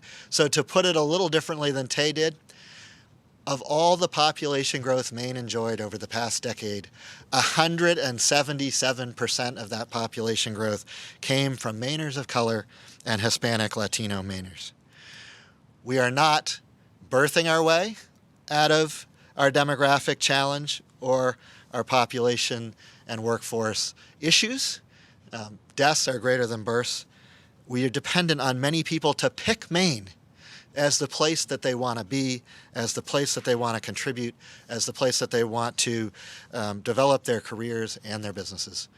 And so I'm pleased to say that in 2016, I'm not surprised to see Tae Chong land at the State Chamber, because in 2016, we collaborated heavily with the Maine Community Foundation and the State Chamber of Commerce on the report that's on your screen about the important role of new Mainers and diversity in even having a fighting chance of cracking the code on Maine's workforce challenges. 5 years ago, in the middle of a heated national election on issues of immigration. And our point then and our point now is this is not a political issue. It's a straight up economic imperative. Second, we have to invest in our people, but second, we have to invest in our communities, because people have to live somewhere, and our small businesses have to thrive somewhere. And this community fabric and infrastructure is crucial. We're privileged to work on those challenges through the Maine Downtown Center and the Main Street Maine program. You can see our partner communities all over the Maine map at every level of intensity of that Main Street model, a proven national model with a 25-to-1 return on investment. And the pandemic pushed every business, but every Main Street and every community to reimagine itself, to reinvent itself, to hang on, to survive. When you think about, the cash flow of a small business on Main Street in a retail or hospitality segment, when you think about the fact that still to this day, only a small fraction of Maine businesses leverage online sales as a truly significant portion of their business, we had to reimagine and support each other in so many ways that we hadn't had to do before. Partly we tried to do that through a common portal that the Main Street communities had previously launched, and I think became ever more important for driving recognition and traffic for the opportunities on Main Street. We were able for the first time last year to work with our volunteer Maine counterparts to bring 5 AmeriCorps fellows out to the downtown center and to the communities we serve across Maine, and they were amazing in terms of the vision and energy that these young leaders brought to the table that frankly put some of us established leaders, as we like to say, to shame in terms of what's truly possible. And we were so grateful just a week or two ago to be able to announce that we've received a second round of funding from the National Park Service, one of a very few in the country, to continue our work that we first received in 2019 for a second round of working on the bricks and mortar revitalization of key buildings in downtowns across Maine. And finally, the equity work hits home too. And we're so proud of the work that Heart of Biddeford has tackled to work with the Black-owned businesses in their own community, to work with Black-owned Maine. And this work is not easy, short-term, or simple. And I think as Delilah in Biddeford writes about this experience, what's the most important thing for the rest of us? The lessons learned. The lessons learned, certainly the hard way for her, the lessons a lot of us will have to learn the hard way of how do we work together and appreciate the sensibilities and the ownership and the voice that Black-owned business leaders need to have on Main Street and across Maine. And finally, when we talk about our communities, we have seen the housing markets of the last year exacerbate this challenge. how do we make sure that housing in Maine is contemporary and affordable for the broad spectrum of Mainers? And the red on this map, on these bars, shows you that in a majority of Maine counties, that housing is already out of reach for the prototypical resident in those areas of Maine. We're investing resources in this as a state. We're going to have to invest more. These issues of broadband, childcare, and housing will be the brake on our economic possibilities if we don't take them seriously and tackle them vigorously across Maine. Third, we have to invest in innovation, because if we have the right people and if we have vibrant and connected and inclusive communities, we still need to invest in the innovative opportunities of the future that can create value to replace markets that inevitably change and go away. And so I want to talk about 2 or 3 examples of that we're deeply engaged in with many others across Maine. And there are many other examples that we could speak to. But we've been engaged in the For Maine collaboration for 5 years now. It's hitting a new, I think, inflection point of the work to try to grow Maine's forest economy from 8 billion to 12 billion sustainably, and to add high-paying, sustainable jobs in rural Maine. And the key to that vision is to tie it to a vision around Maine's forest bioeconomy. Not a simple vision just of pulp and paper or solid wood products, but a broader vision of the entire scope of products that can come sustainably from the Maine woods and keep those Maine woods contributing to the environmental health of our state at the same time. The opportunities are enormous, and it boils down to this simple proposition, that everything that's made from fossil fuel today could be made from a tree tomorrow if we have the will and we close the gap between the research and the cost.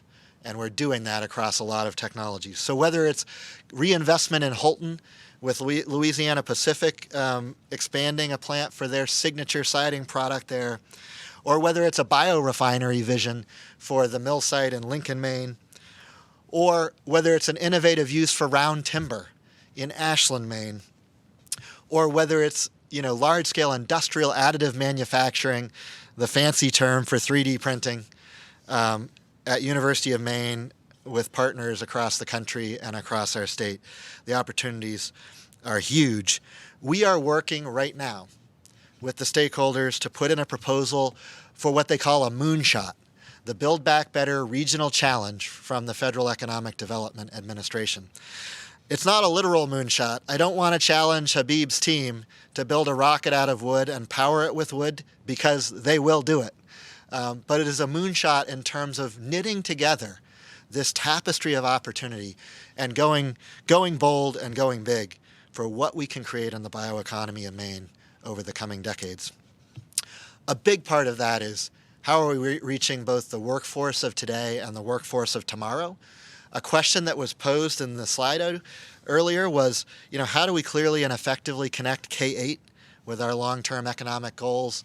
And I think the shot on this slide conveys this sense that it's through real experiential learning, real service learning, the solution of real problems that affect Maine's signature industries of today and tomorrow. It's getting kids of all ages directly engaged in understanding and building skills as they help solve those problems. And finally, it's connecting our work with jobs and products and the bioeconomy with our efforts as a state on climate change and Maine's climate strategy. And this is my new favorite slide, so I want to spend a second explaining to you what it says. The bold blue line at the top is Maine's gross greenhouse gas emissions in millions of metric ton equivalents. The bold green line at the bottom is the amount of those greenhouse gases that are sequestered and sunk by Maine's working forest and by the products that we produce from those sustainable working forests. And they drag the big bold line down to that slightly less shaded line that starts to converge closer to zero. Bottom line, Maine's forests consume 70% of the greenhouse emissions that we're putting out as a state, and they can do more. Can we replace fossil fuels with natural wood fiber? Can we put more natural wood into building materials that sink a lot of that carbon for many decades to come? And can we continue to grow on the stump so that we can continue to sequester carbon every single day in our beautiful growing forests? Yes, yes, yes, and yes.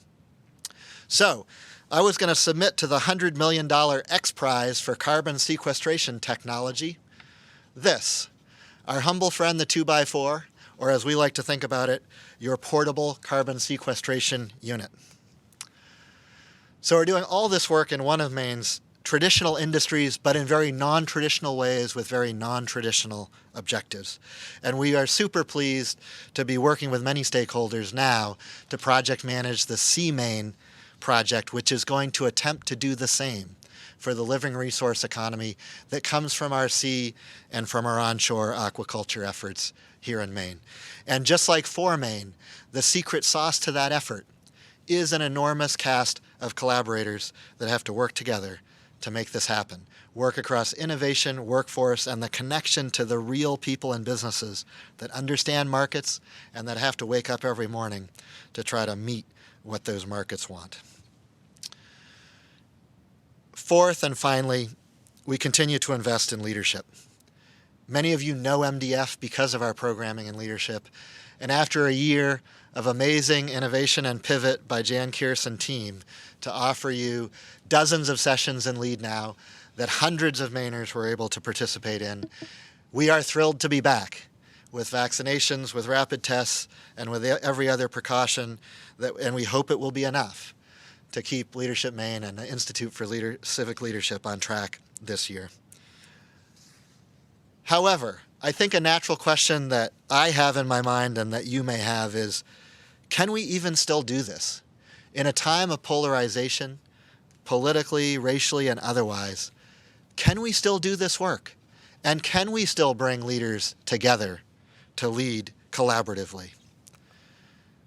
I think when you look at some of the headlines of today or yesteryear, you might question that assumption. And indeed, on January 7th, one of my mentors called me up and said, and you may have seen me wearing the blue civility pin on my lapel of my jacket earlier, one of my mentors called me up and said, Yellow, you need to order 350 million more civility pins. And I love this old graphic from our friends at the Revive Civility Initiative, because that idea that maybe civility is going to flatline in our country is something that we all wonder, and I think we all grapple with, and we wonder, can we change it? And yet, I would say right in front of us in Maine, and we hope in DC, our elected officials and those who work with them continue to prove that it is possible. The compromise that fueled Maine's new bipartisan budget deal. Whoever expected we'd see the word compromise and bipartisanship again? And we hope that we can get final passage, but we certainly are impressed that in DC too, they're able to come together around a bipartisan infrastructure bill. So I think we all have to look around and find ways to convince ourselves that this work is possible, this work is being done, but this work is hard.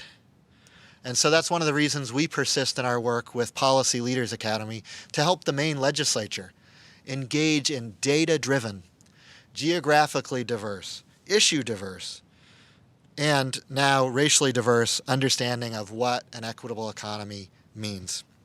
And we will keep doing that for them as long as they'll have us. So maybe it's just me, but actually when I look at these arrows, I don't see two arrows that are driving towards a confrontation or a clash. I actually see two arrows that might be driving towards a meeting up, that might be driving towards a place for dialogue, that might be driving towards a place to build consensus. That's the way we do our work, and we will keep doing it because we think more than ever that's what we need, and we have to prove together that it's possible. We can only do it on political issues or deeper issues in our society if we rise to the challenge that Lisa laid out for us earlier, that we do it in true relationship, that we do it in true connection with each other, with the land, and with our history. At MDF, we're doing our own modest part in that work, And it's suffused throughout everything we're going to do and has to be. We are humble about it. We are learning. We know it will be hard work, and we know we will make mistakes as we start where we are and we attempt to grow. I would say in a bigger sense than all of the work of MDF and our work together to forge an equitable and growing and prosperous Maine economy, it's a moonshot every day. And what we need to do is find the hidden figures that lie behind that moonshot as well and make sure they're brought to the fore. So we will not give up daring greatly. We will not give up risking failure. We will not give up carrying a standard for investment. Investment in people, investment in community, investment in innovation, and investment in leadership.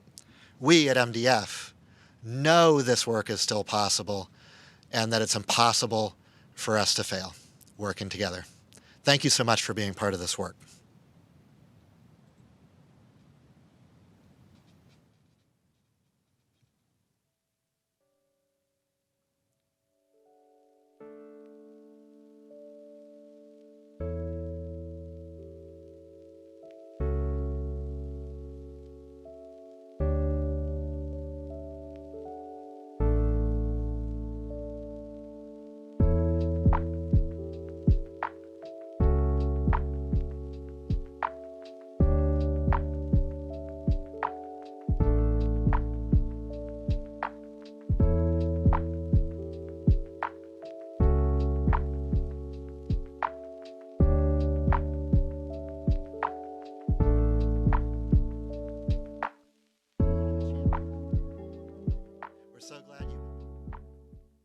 I want to thank MMG Insurance for generously supporting us to make my talk possible for you today.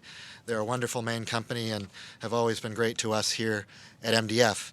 Now we get to transition to my favorite part of the morning.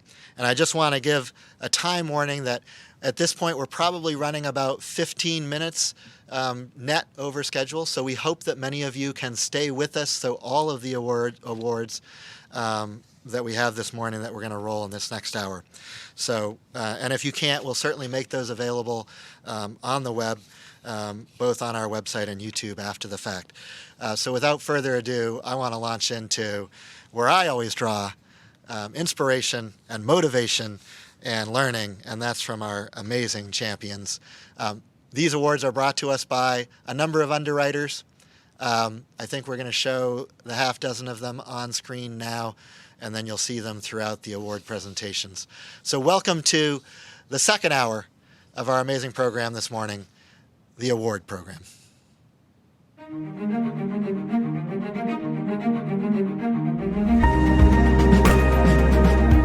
So good morning, I am Jan Kearse. I am a senior leader at Maine Development Foundation. I focus on workforce as well as leadership. And I am delighted to be here to present leadership awards this morning with you. Each year, our alumni nominate candidates for the Kenneth M. Curtis Leadership Award that recognizes extraordinary achievements by Leadership Maine graduates. Governor Curtis, as you might know, was the governor at one point in time, but he was also the dean of Leadership Maine in year one. And he articulated the need for leaders who can influence change in the face of conflict and lead by example. This year, I am honored to congratulate Kevin Hancock as the 2021 Kenneth M. Curtis Leadership Awardee. Kevin is the sixth-generation leader. He's an author as well, but sixth-generation leader, chairman, and CEO of Hancock Lumber, one of the oldest businesses in the nation. Family businesses, I should say. His definition of leadership has evolved over time through experiences that led to deep reflection, exploring, listening, and questioning of the status quo.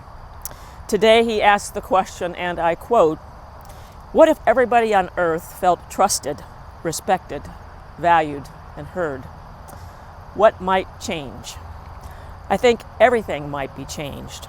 Work is a place where that change can begin, where I can make a difference, Kevin would say. What makes me think that is possible? A rare voice disorder, an Indian reservation, a walk in the desert at sunset, and now the fact we've done it right here at a lumber company in Maine. That work, as I know from talking with Kevin, was not easy. It took over 10 years. But Kevin challenged his team to put employees first and customers, as he said in the Maine way, wicked second. His belief was that fully engaged employees would create happy customers.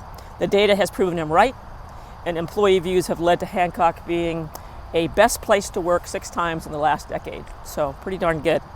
Kevin, your dedication, commitment, and willingness to dive deeply into your experience, rediscover truths, and steadily work toward change is inspirational.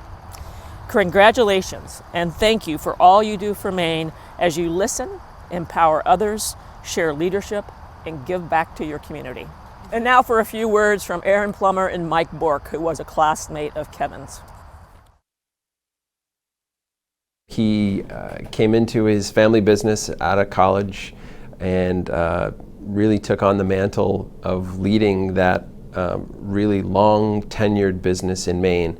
He didn't talk about, I'm going to take this company and grow it to these heights and we're going to make this much money. He said, I'm the steward of this great organization. Any company whose business is connected to the land here in Maine needs to really be aware of where that land came from. There's so much that Native communities can teach all of us today about our past, about our present, and about our future. In 2010, at the peak of the national housing and mortgage market collapse, I began to have trouble speaking, and it turned out I had acquired a rare neurological voice disorder called spasmodic dysphonia. From that voice condition, for the first time in my life, I really understood what it was like to not feel fully heard, to not be able to say what I wanted to say. In 2012, I somewhat serendipitously began traveling from my home in Maine out to the Pine Ridge Indian Reservation in the southwest corner of South Dakota. I met this entire community that felt as if a piece of their voice had been missing or taken or stolen. Something really struck me, and that was this. People actually already knew what to do. It turned out they didn't actually need a top-down directive from me to begin with. They already knew what to do. They knew their part of the company better than I knew it. All they actually needed was a safe culture upon which they could trust and follow their own true voice. Everyone has a voice and is expected to use their voice. It's an employee first, it's an inside-out culture, and so Kevin would like to say, if you take really good care of your employees, then of course the customer experience will be really good because you have happy, fulfilled people who are earning a good wage, who have a work-life balance, who are all about teamwork, respect, trust, that everybody is a leader and expected to be a leader. Leadership Maine has played an important part of, Kevin is an alum, I'm an alum myself. When I look back on my time in the Leadership Maine program, 2 learnings really stand out. The first is the importance of getting out of our lanes and interacting with a much more diverse set of people and organizations and places. Second takeaway from my time at Leadership Maine and thinking about our class, which was very diverse, is that I think humanity's much more aligned than we might think. We were all trying to do the same things, which is really just make Maine, make America, and make the world a better place.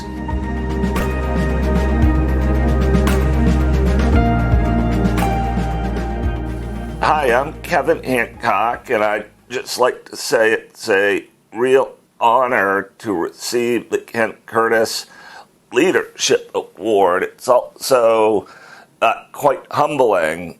I've got a lot of respect for the Maine Development Foundation, for the Leadership Maine program, and for all of the Leadership Maine participants through the years.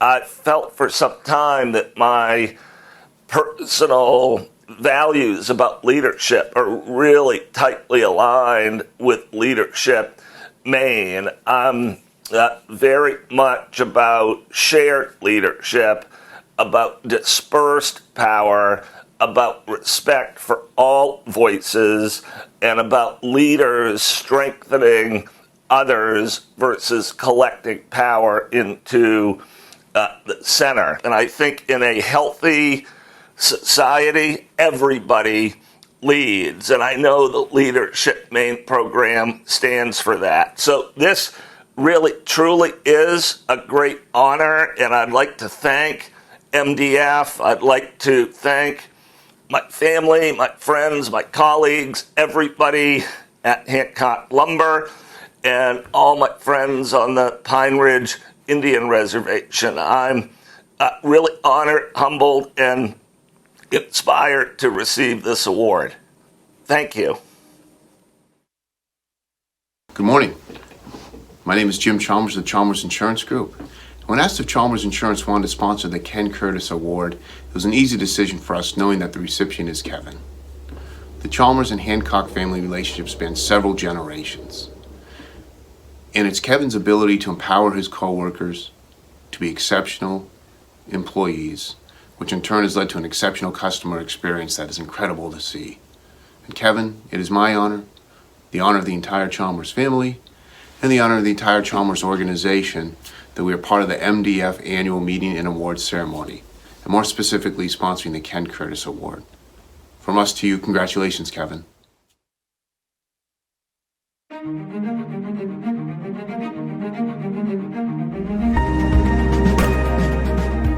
This morning, right now, I am here to present the ICL Distinguished Alum Award. This award recognizes an alum who has selflessly demonstrated exceptional collaborative and facilitative leadership in achieving extraordinary things in Maine. It is my pleasure to present this award to Shenna Bellows. As current Secretary of State, the first woman sworn in to serve in this role, former Executive Director of the ACLU and the Holocaust Rights Center, and State Senator, she has always worked towards securing and protecting human rights. She was a leader in the Maine Choice Coalition, Coalition for Maine Women, and Mainers for United Marriage. As many of you will remember from your own experiences, ICL challenges us to step up to our leadership potential, to think outside of the box, to follow our principles, to bring others along with us on that journey, and to travel that long, sometimes difficult path to make our visions real.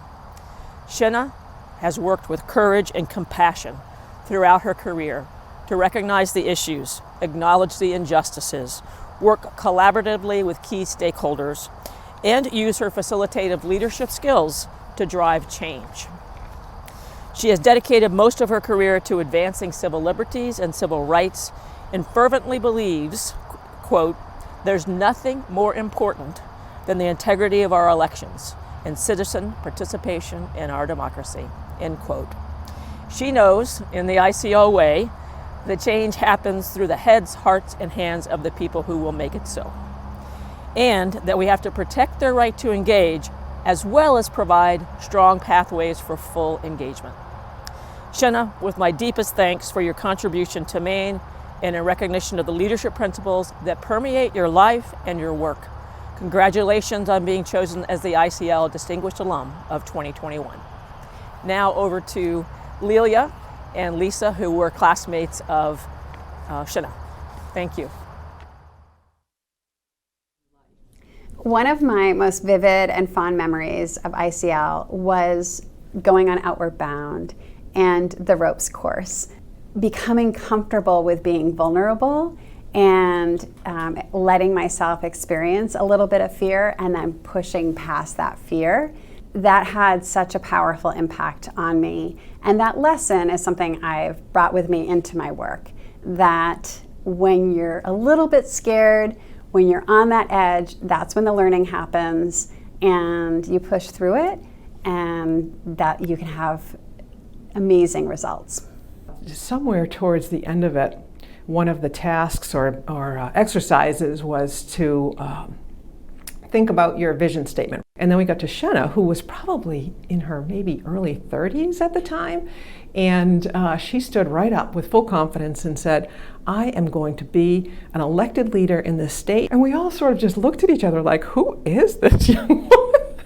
The thing I think that really captures the ICL spirit is that idea of taking leadership position from multiple perspectives or positions. So, leading beside you as a colleague and encouraging you and helping you understand where to go and being a partner in leadership. And then partly because she's modest and because she's practical, she is happy to step back and come from behind and help people and support them. And then when there are gaps, she is right up front taking the lead. I thought about the Secretary of State strictly in terms of voting rights and maintaining the legalities of elections.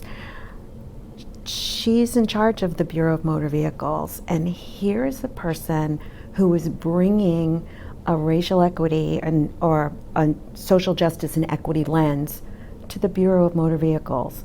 And I don't know that many people would think about that, but the implications for people who are BIPOC, people who are poor, people who've had experience with incarceration, their experience as immigrants and refugees. And, Shenna becomes Secretary of State and brings a social justice lens to who gets to get a license and how are people talking to you when you try to get service, and are we a welcoming and open organization? Collaborative learning was another lesson of ICL. As Secretary of State, I am serving on a national bipartisan task force on vote verification to look at post-election audits and how do we ensure the integrity of our elections. That was so useful to me in having conversations with Republican Secretaries of State from across the country, from Louisiana, from Kansas, and we came up with unanimous recommendations. I think my ICL facilitators would have been extraordinarily proud, as would have the Republican members of my small group work, because I learned from both of them and built those collaborative skills. That's incredibly courageous and putting yourself out there, being vulnerable, and then each step along the way, really incredibly courageous and inspiring.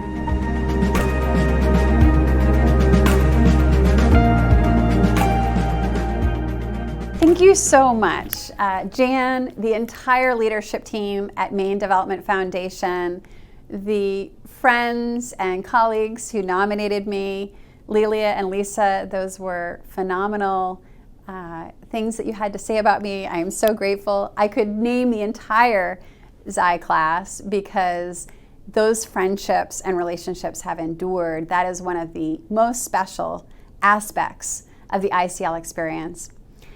I would not be Secretary of State today without some of that foundational leadership development that ICL provided so long ago.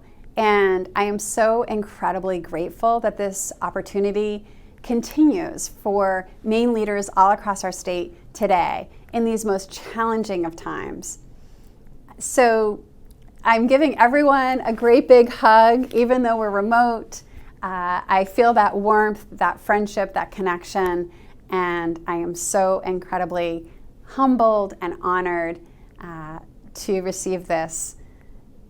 I feel like I owe so much to ICL and to MDF and to the network of friends who have helped me be Maine's first female Secretary of State and win this award tonight. Thank you. Hello to everyone at the Maine Development Foundation. My name is Kate Knox, and on behalf of myself and my colleagues at Bernstein Schur, we're here to offer our heartfelt congratulations to Secretary of State Shenna Bellows on her receipt of the ICL Distinguished Alumni Award. Now, I've worked with Shenna in many ways over many years, and so when I heard she was being honored with this award, I knew that we had to be part of her congratulations. Now, those of you who have worked with Shenna over the years, as I have, know that she is a tireless advocate. She is passionate about what she does, and she works hard every day to make Maine a more just and equitable place. As a state senator, in her role at the ACLU, Learning Works, in just everything she does, she puts her whole heart and soul into her work. And we are so lucky to have her here in Maine. So Shenna, congratulations on receiving this award. We're so excited for you. I can't think of anyone else more deserving, and I can't wait to celebrate with you in person. Congratulations.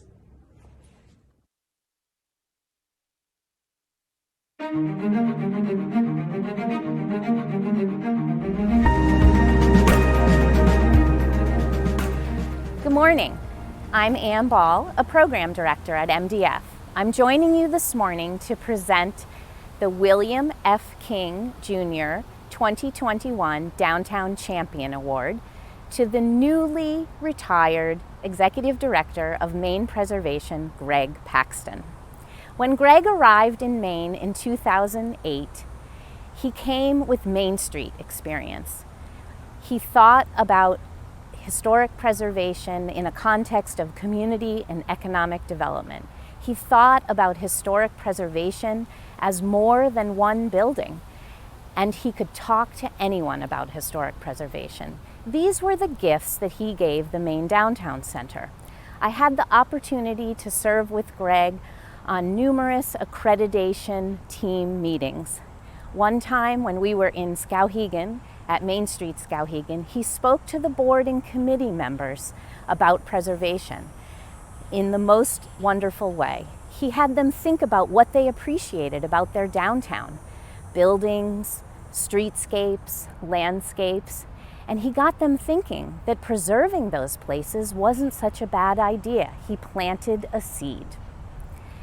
Later that year, Main Street Skowhegan invited a staff member from the National Main Street Center to come to a planning board meeting in Skowhegan and also talk about preservation.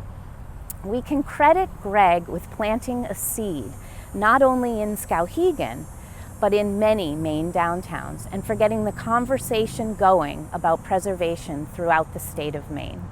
I'd like to share my gratitude for Greg for his time on the MDC Advisory Council, and I would like to share my heartfelt congratulations on this recognition. And with that, I'm going to toss it to the video. The first time I saw Greg Paxton, he walked in the room, I went, oh my God, it's Fred Gwynn. Wow. Often with historic preservation, so many people I think of it as elitism, right? There's sort of this eliteness to historic preservation, and that's the stereotype, and stereotypes are often true. And Greg is just so the opposite of that. He has no elitist, visibly anyways, elitist bone in his body. He's calm, he's an amazing listener. When I was new in my job, I went up to Norway. I visited the Norway Opera House prior to the talk, and it was raining that day, in the outdoors, and it was also raining in the indoors in the Opera House. And then I went around the back and looked at the wall, and it looked like it had a bit of a problem, really a structural failure. I said, well, in a way you're kind of being held hostage. And there was sort of this murmur in the room that I didn't anticipate having opened my mouth. And so the next question is, well, what do we do about that? And I said, well, there is some structural problem with the rear of the building. It could be a public safety hazard, so the town could condemn the building. Well, at that, there was a lot of murmuring in the room. David Holt, the town manager, very graciously after the talk said, that's an interesting suggestion. I wished you'd made it just to the select board. Main Street was a mess at that time, for sure. And some local people really understood the potential of Norway. And we're thinking of it from a local perspective. And one of the great things that Greg was able to do was really able to bring sort of state resources to bear and state attention. The townspeople really got behind this project, raised the money that was necessary, and then donated it to the Norway Opera House Corporation. Well, by 2013, that corporation had done a $1.4 million rehabilitation, and all of those storefronts were occupied. One of the first things he did before he even came to Maine was to work with the folks at Smart Growth Maine and the Maine Office of Preservation, the Maine Commission, Historic Preservation Commission, and also the House Speaker of the House office to work on the historic preservation credit. It's amazing, this tax credit, what it's done in Maine. It was passed in 2008, and since then there have been about $600 million, more than $500 million invested in Maine, primarily in buildings owned by Mainers, but often with out-of-state investors. So we're taking other people's money, rehabilitating our heritage, and then using it in a contemporary way. And so really everybody ends up benefiting. So the second piece was being able to have some technical assistance from his shop, which has been invaluable, because a lot of times we're working with people who they have ideas, they want to do something, but they're not quite sure how am I supposed to approach this. Downtown Norway didn't lose a single business during the last year in COVID. And that again speaks to that sort of resiliency of the revitalization effort that has been built over the years, that he's been such a vital part of.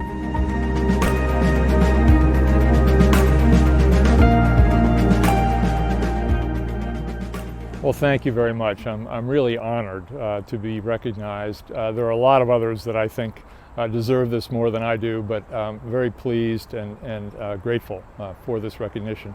I have a lot of people I'd like to thank. First of all is the predecessor in my job, and also the predecessor of getting this award, and the predecessor for Ann Ball, and that's Roxanne Eflin. And she's now in Colorado, but grateful for all of her efforts. Bill King, after whom this award is named, is really an amazing asset for Maine. And his compatriot Jane Palmer, the two of them go together in the same sentence and are incredibly helpful for this program. Maggie Drummond Ball, a previous winner as well of this award, who's now with Maine Community Foundation. Andrea Burns and David Holt, former winners. I already mentioned them a little bit in Norway. And Shannon Haynes from Waterville, who is a great manager. Terry Ann Holden from DECD, and Delilah Papour, last year's winner, who is just a terrific manager. Abby Levin is overdue for this award. I don't think she's gotten it yet, so I'm putting her on notice here. There are 18 former or current Maine preservation staff with whom we would not have accomplished nearly what we did. So very grateful for them, including the late Philip Jones. Trustee board presidents, Chris Glass, Ann Niles, Toby Scott, and Susan Burns. The MDF staff, including the historic preservationist Ann Ball, plus Rosie I knew I was going to do this, Vanadestine and Yellow Light Breen, among others. Main Street founders, Mary Means, Clark Shuttle, Tom Moriarty, and Scott Gerloff. Nellie Longsworth of Preservation Action, Dick Moe and Nancy Campbell, and many others from the National Trust for Historic Preservation.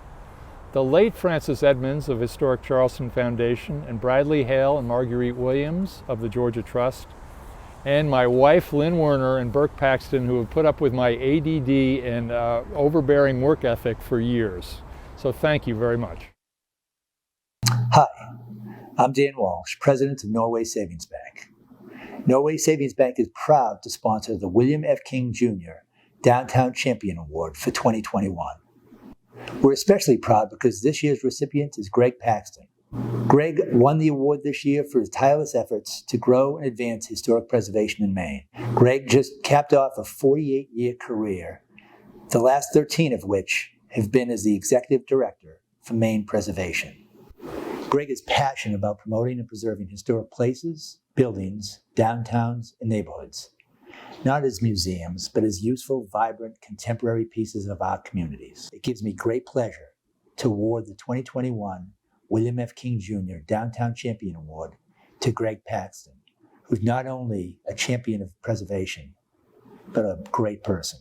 Congratulations, Greg.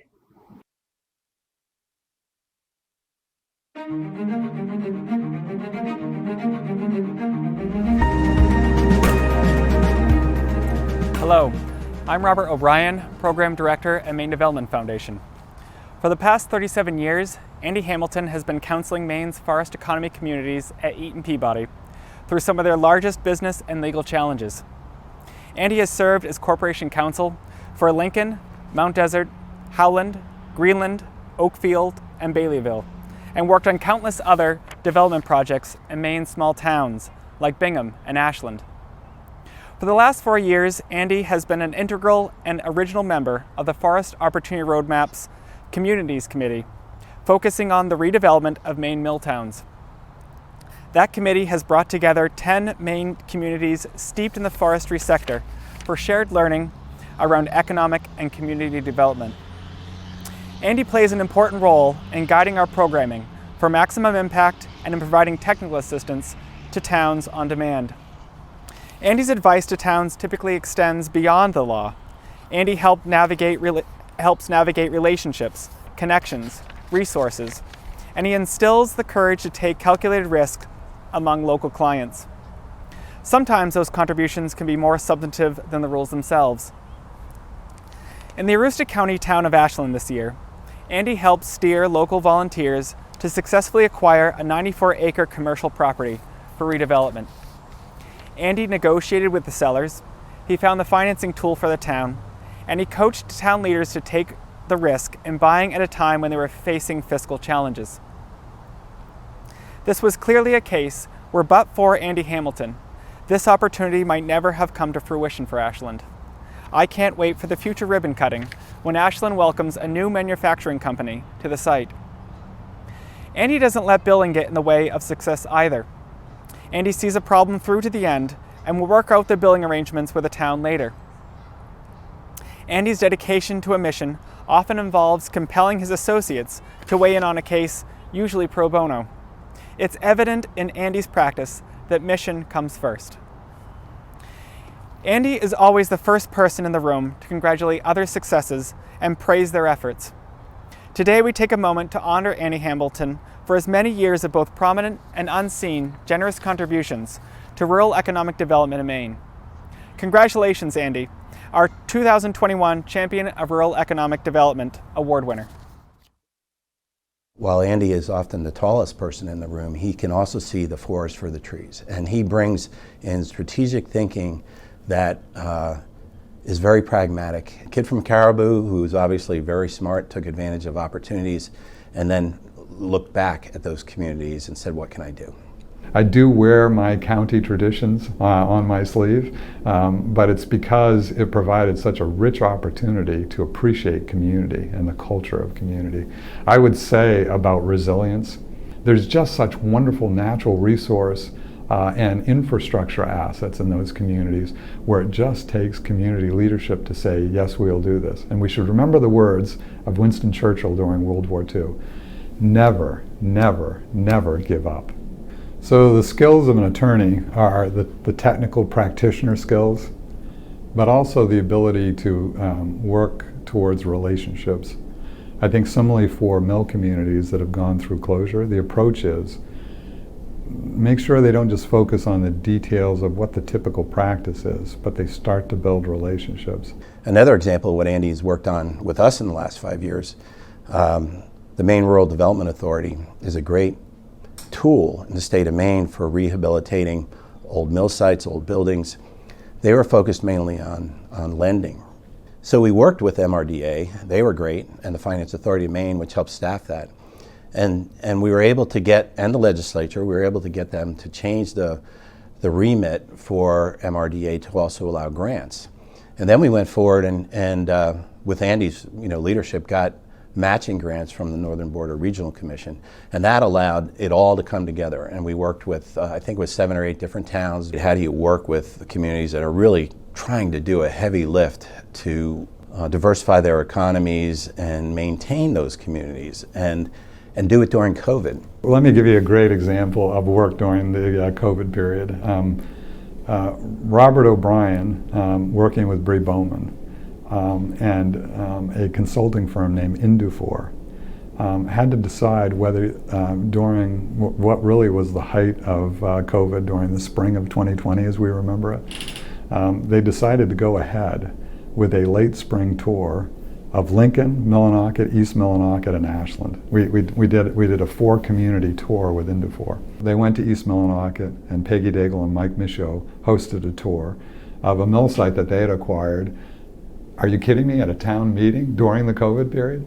And then secondly, we went over to Arcatoton, and Steve Sanders, the mill site redevelopment manager, gave us a wonderful tour and showed us the connection with the community. He brings intensity, but also empathy and respect. It also helps in a group discussion to kind of bring people back to the ground, refocus the discussion, and take it in a productive way, take it in a productive direction.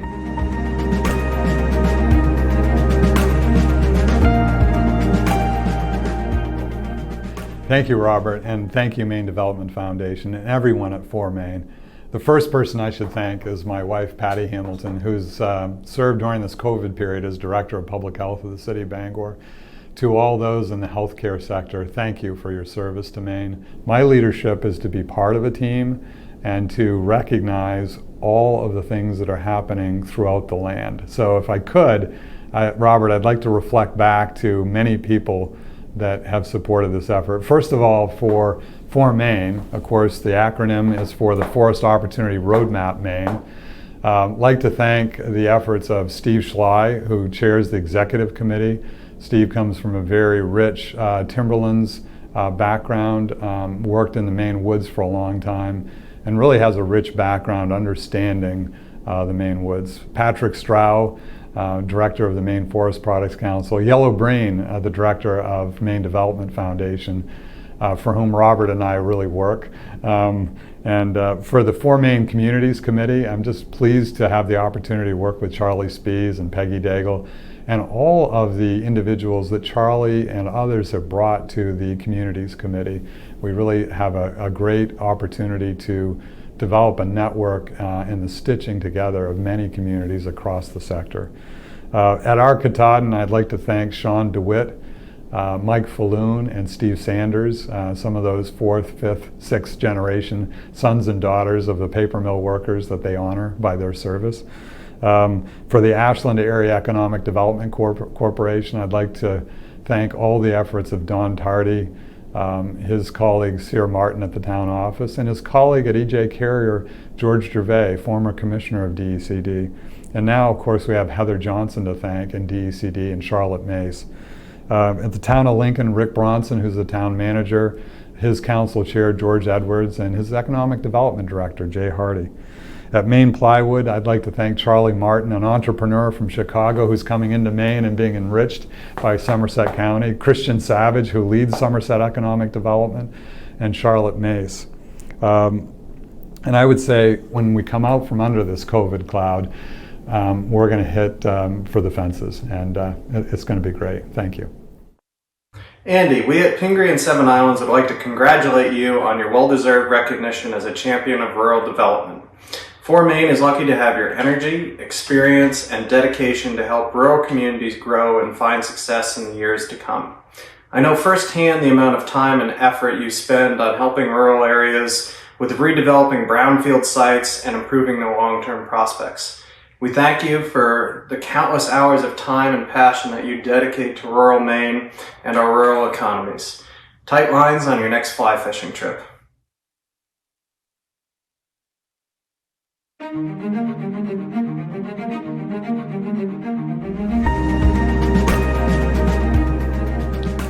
Good morning, everyone. I'm Erica Watson, the Program Director for Education and Workforce with MDF.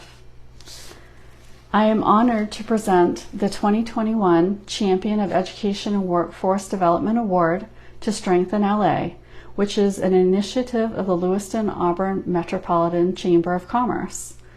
Created in response to a prolonged labor shortage and critical need for workers, Strengthen LA developed a comprehensive strategy to connect and align programs and resources to create a pipeline of education, training, and employment opportunities. The Lewiston-Auburn Metropolitan Chamber of Commerce serves as the backbone organization and is staffed by Shana Cox and Dylan Fulgham. Shana and Dylan have built relationships across the region and serve as a bright light of innovation and passion for this work. As we all know, innovative and strong collaboratives do not just happen. They are nurtured and grown over time, and Strengthen LA is no exception. Born out of the successes and challenges of the Chamber's Education and Workforce Committee, and with the support of over 30 stakeholders, Strengthen LA is leveraging the strengths of the region and stakeholders to increase workforce opportunities for Mainers and local businesses. Stakeholder support includes education, nonprofit businesses, local municipalities, and local businesses all working together to align collective workforce development efforts. Currently, Strengthen LA connects adult workers with the support and the education necessary to meet employer needs in early childhood education, healthcare, and construction industries. Strategies of Strengthen LA include the development of a 5-tiered structure for workers to access resources and support services to provide a career path from entry level to advanced occupations. Strengthen LA epitomizes the attributes and criteria of the Champion of Education and Workforce Award. Their continued impact is a win-win-win for businesses, participants, and the entire region. Congratulations, Strengthen LA. Now, let's take a listen to Bill Grant and John Rice as they discuss their experiences with Strengthen LA and share more about the education, business, and individuals who benefit from the effort. Schooner Estates is a senior living community, and it is not a mystery that healthcare workers are not growing in numbers, and we need to grow those numbers ourselves. We have housekeepers, we have maintenance, we have chefs, we have dishwashers and wait staff, and we have health caregivers, of course, and we are literally a community within a community. The Chamber and Strengthen LA has really helped me as a business connect with educators to explain who we are, what we need, and what it takes to have a good caregiver and other workers for our community. From an agency standpoint, it really helps us reduce redundancy. So we're really good at developing trainings, or in adult education, developing people's reading, writing, and math skills so that they're job ready.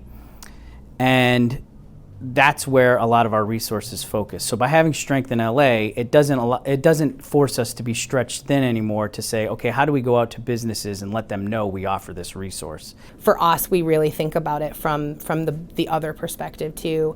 That is only meaningful if we're ensuring that those career pathways are on family-sustaining wage trajectories, and that folks are coming in and not getting a job.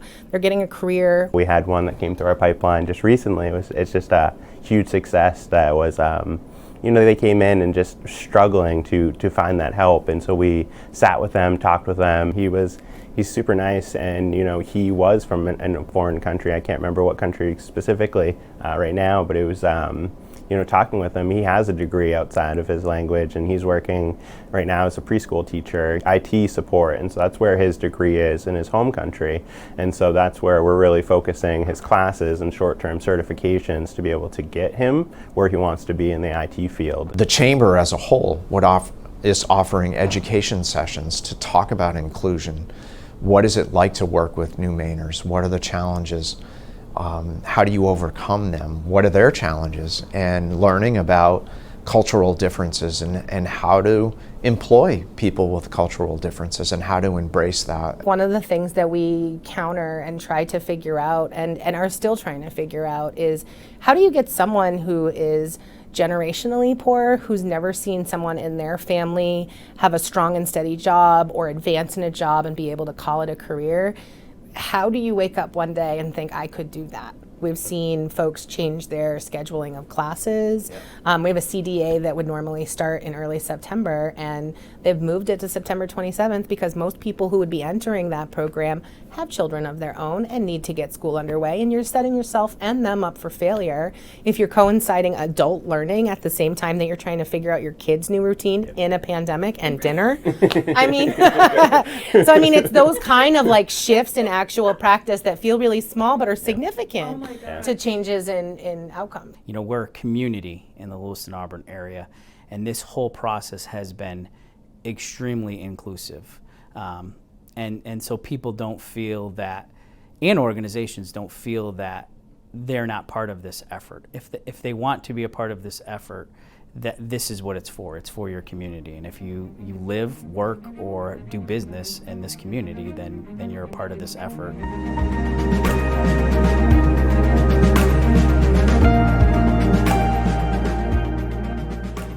We're so pleased to be recognized for this work. While we're here accepting it, we're accepting it on the behalf of almost 4 dozen partners from the private and nonprofit sector, from the education sector that span the region of Lewiston and Auburn, and and the 80 plus people that have been impacted and continue to be impacted by the work that we do. And so while we are grateful for the recognition of the Maine Development Foundation, it is on behalf of so many other people that we're able to do this work, and grateful for the recognition of it. Yes, thank you, and appreciate for all the hard work for our partners and pushing our community to go ahead and expand to the greater state of Maine. Yeah. Maine Community Bank and our divisions, Mechanic Savings and Biddeford Savings, take great pride in being actively involved and invested in our local communities. And we know it's the local organizations that really help to support them. Organizations like the Lewiston-Auburn Metropolitan Chamber of Commerce are the foundation of our vibrant community. We are honored to sponsor the Champion of Education and Workforce Development Award and recognize Shanna Cox and Dylan Fulham of the Lewiston-Auburn Metropolitan Chamber of Commerce for their hard work and dedication. Shannon and Dylan's strong leadership and dedication has made a huge impact on the cities of Lewiston-Auburn, the local community, employers, and their workforce, as well as the city's economic growth. Programs like Strengthen LA are needed now more than ever. The efforts aimed at workforce development and connecting, communicating, and aligning efforts to help residences and businesses in our community are absolutely essential. Thank you very much for all your hard work in helping LA create better opportunities for adults and children, and helping them discover their passion and learn the skills needed to lead a successful and purpose-driven life. Thank you.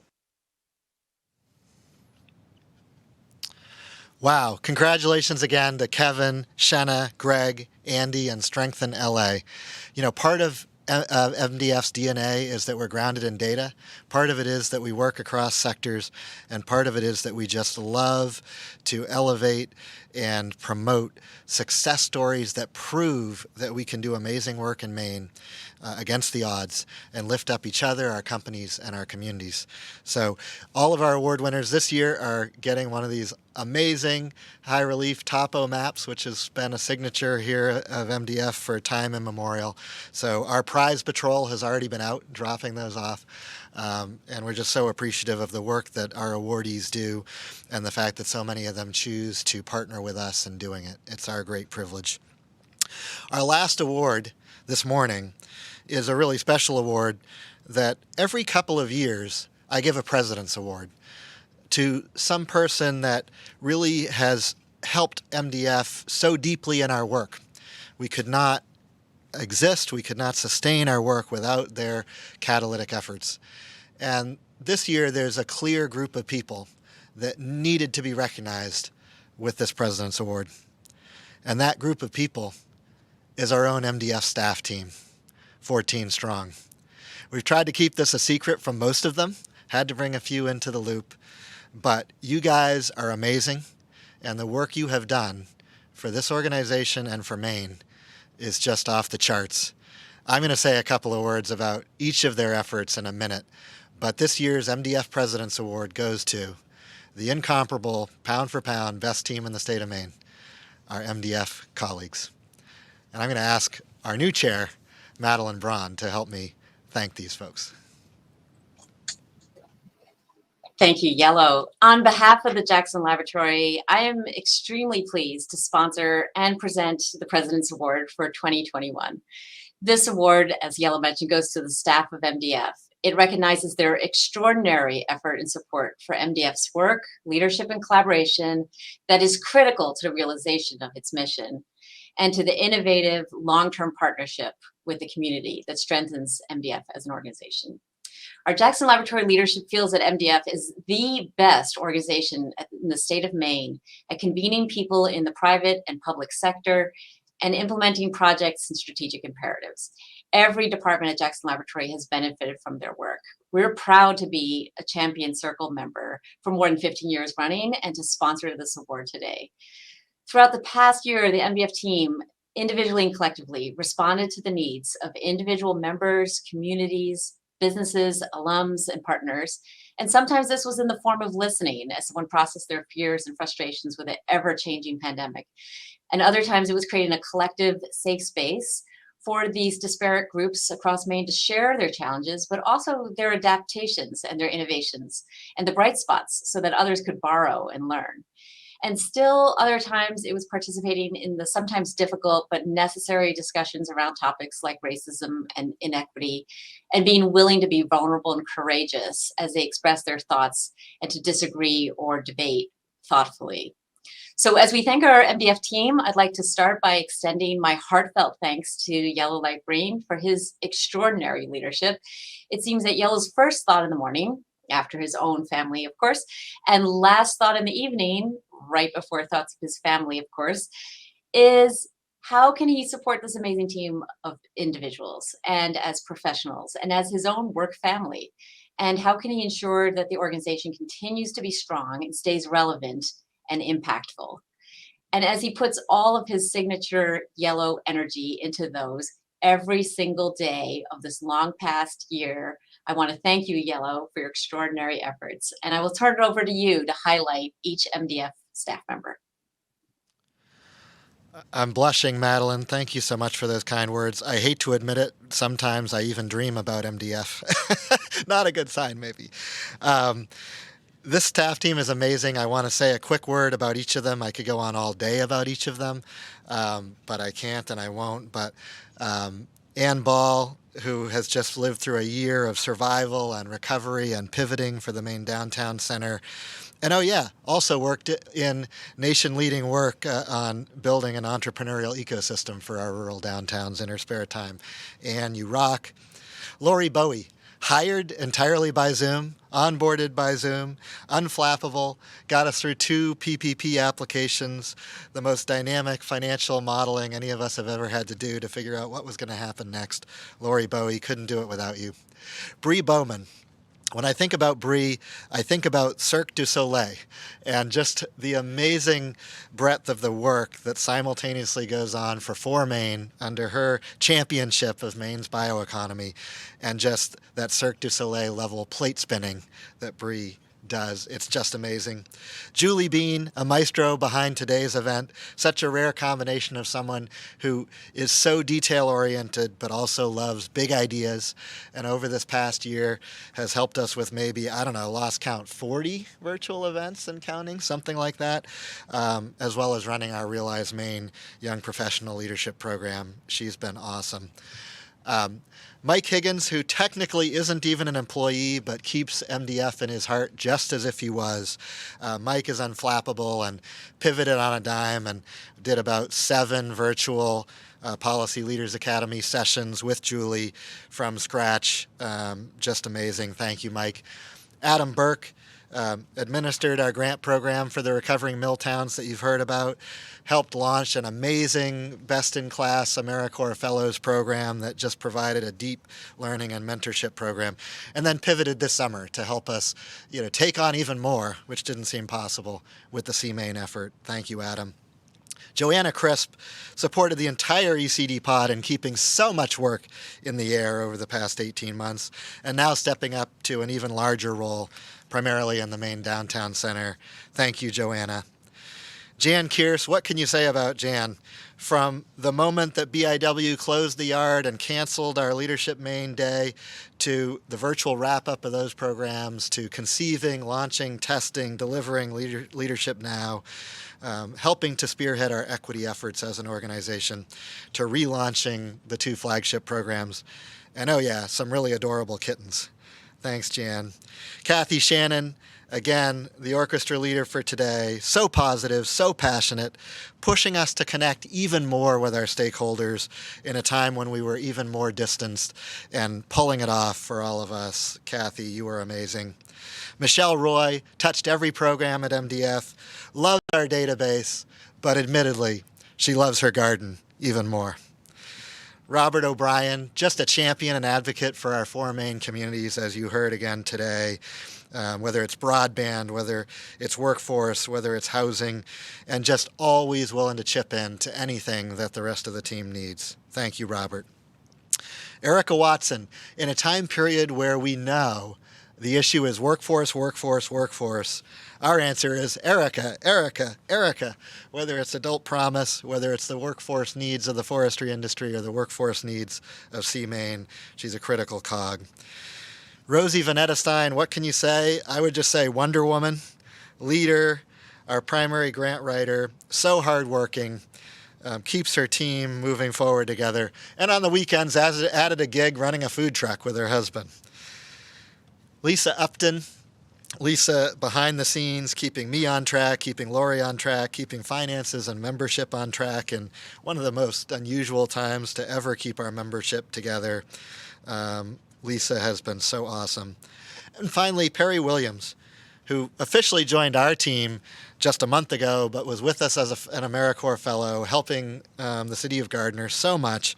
She and Nat Blackford and our other AmeriCorps Fellows, as I said earlier, just showed us that with energy, optimism, and passion, more is possible than we ever dared imagine. This team, you rock. MDF could not be here without you, and so many people across Maine benefit from your work and from working with you.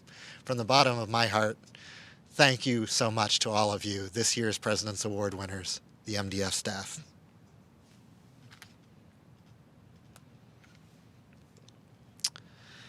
And that brings us to the end of the awards hour. Thanks so much, and congratulations again to everyone. Thanks to our award sponsors that we've had today.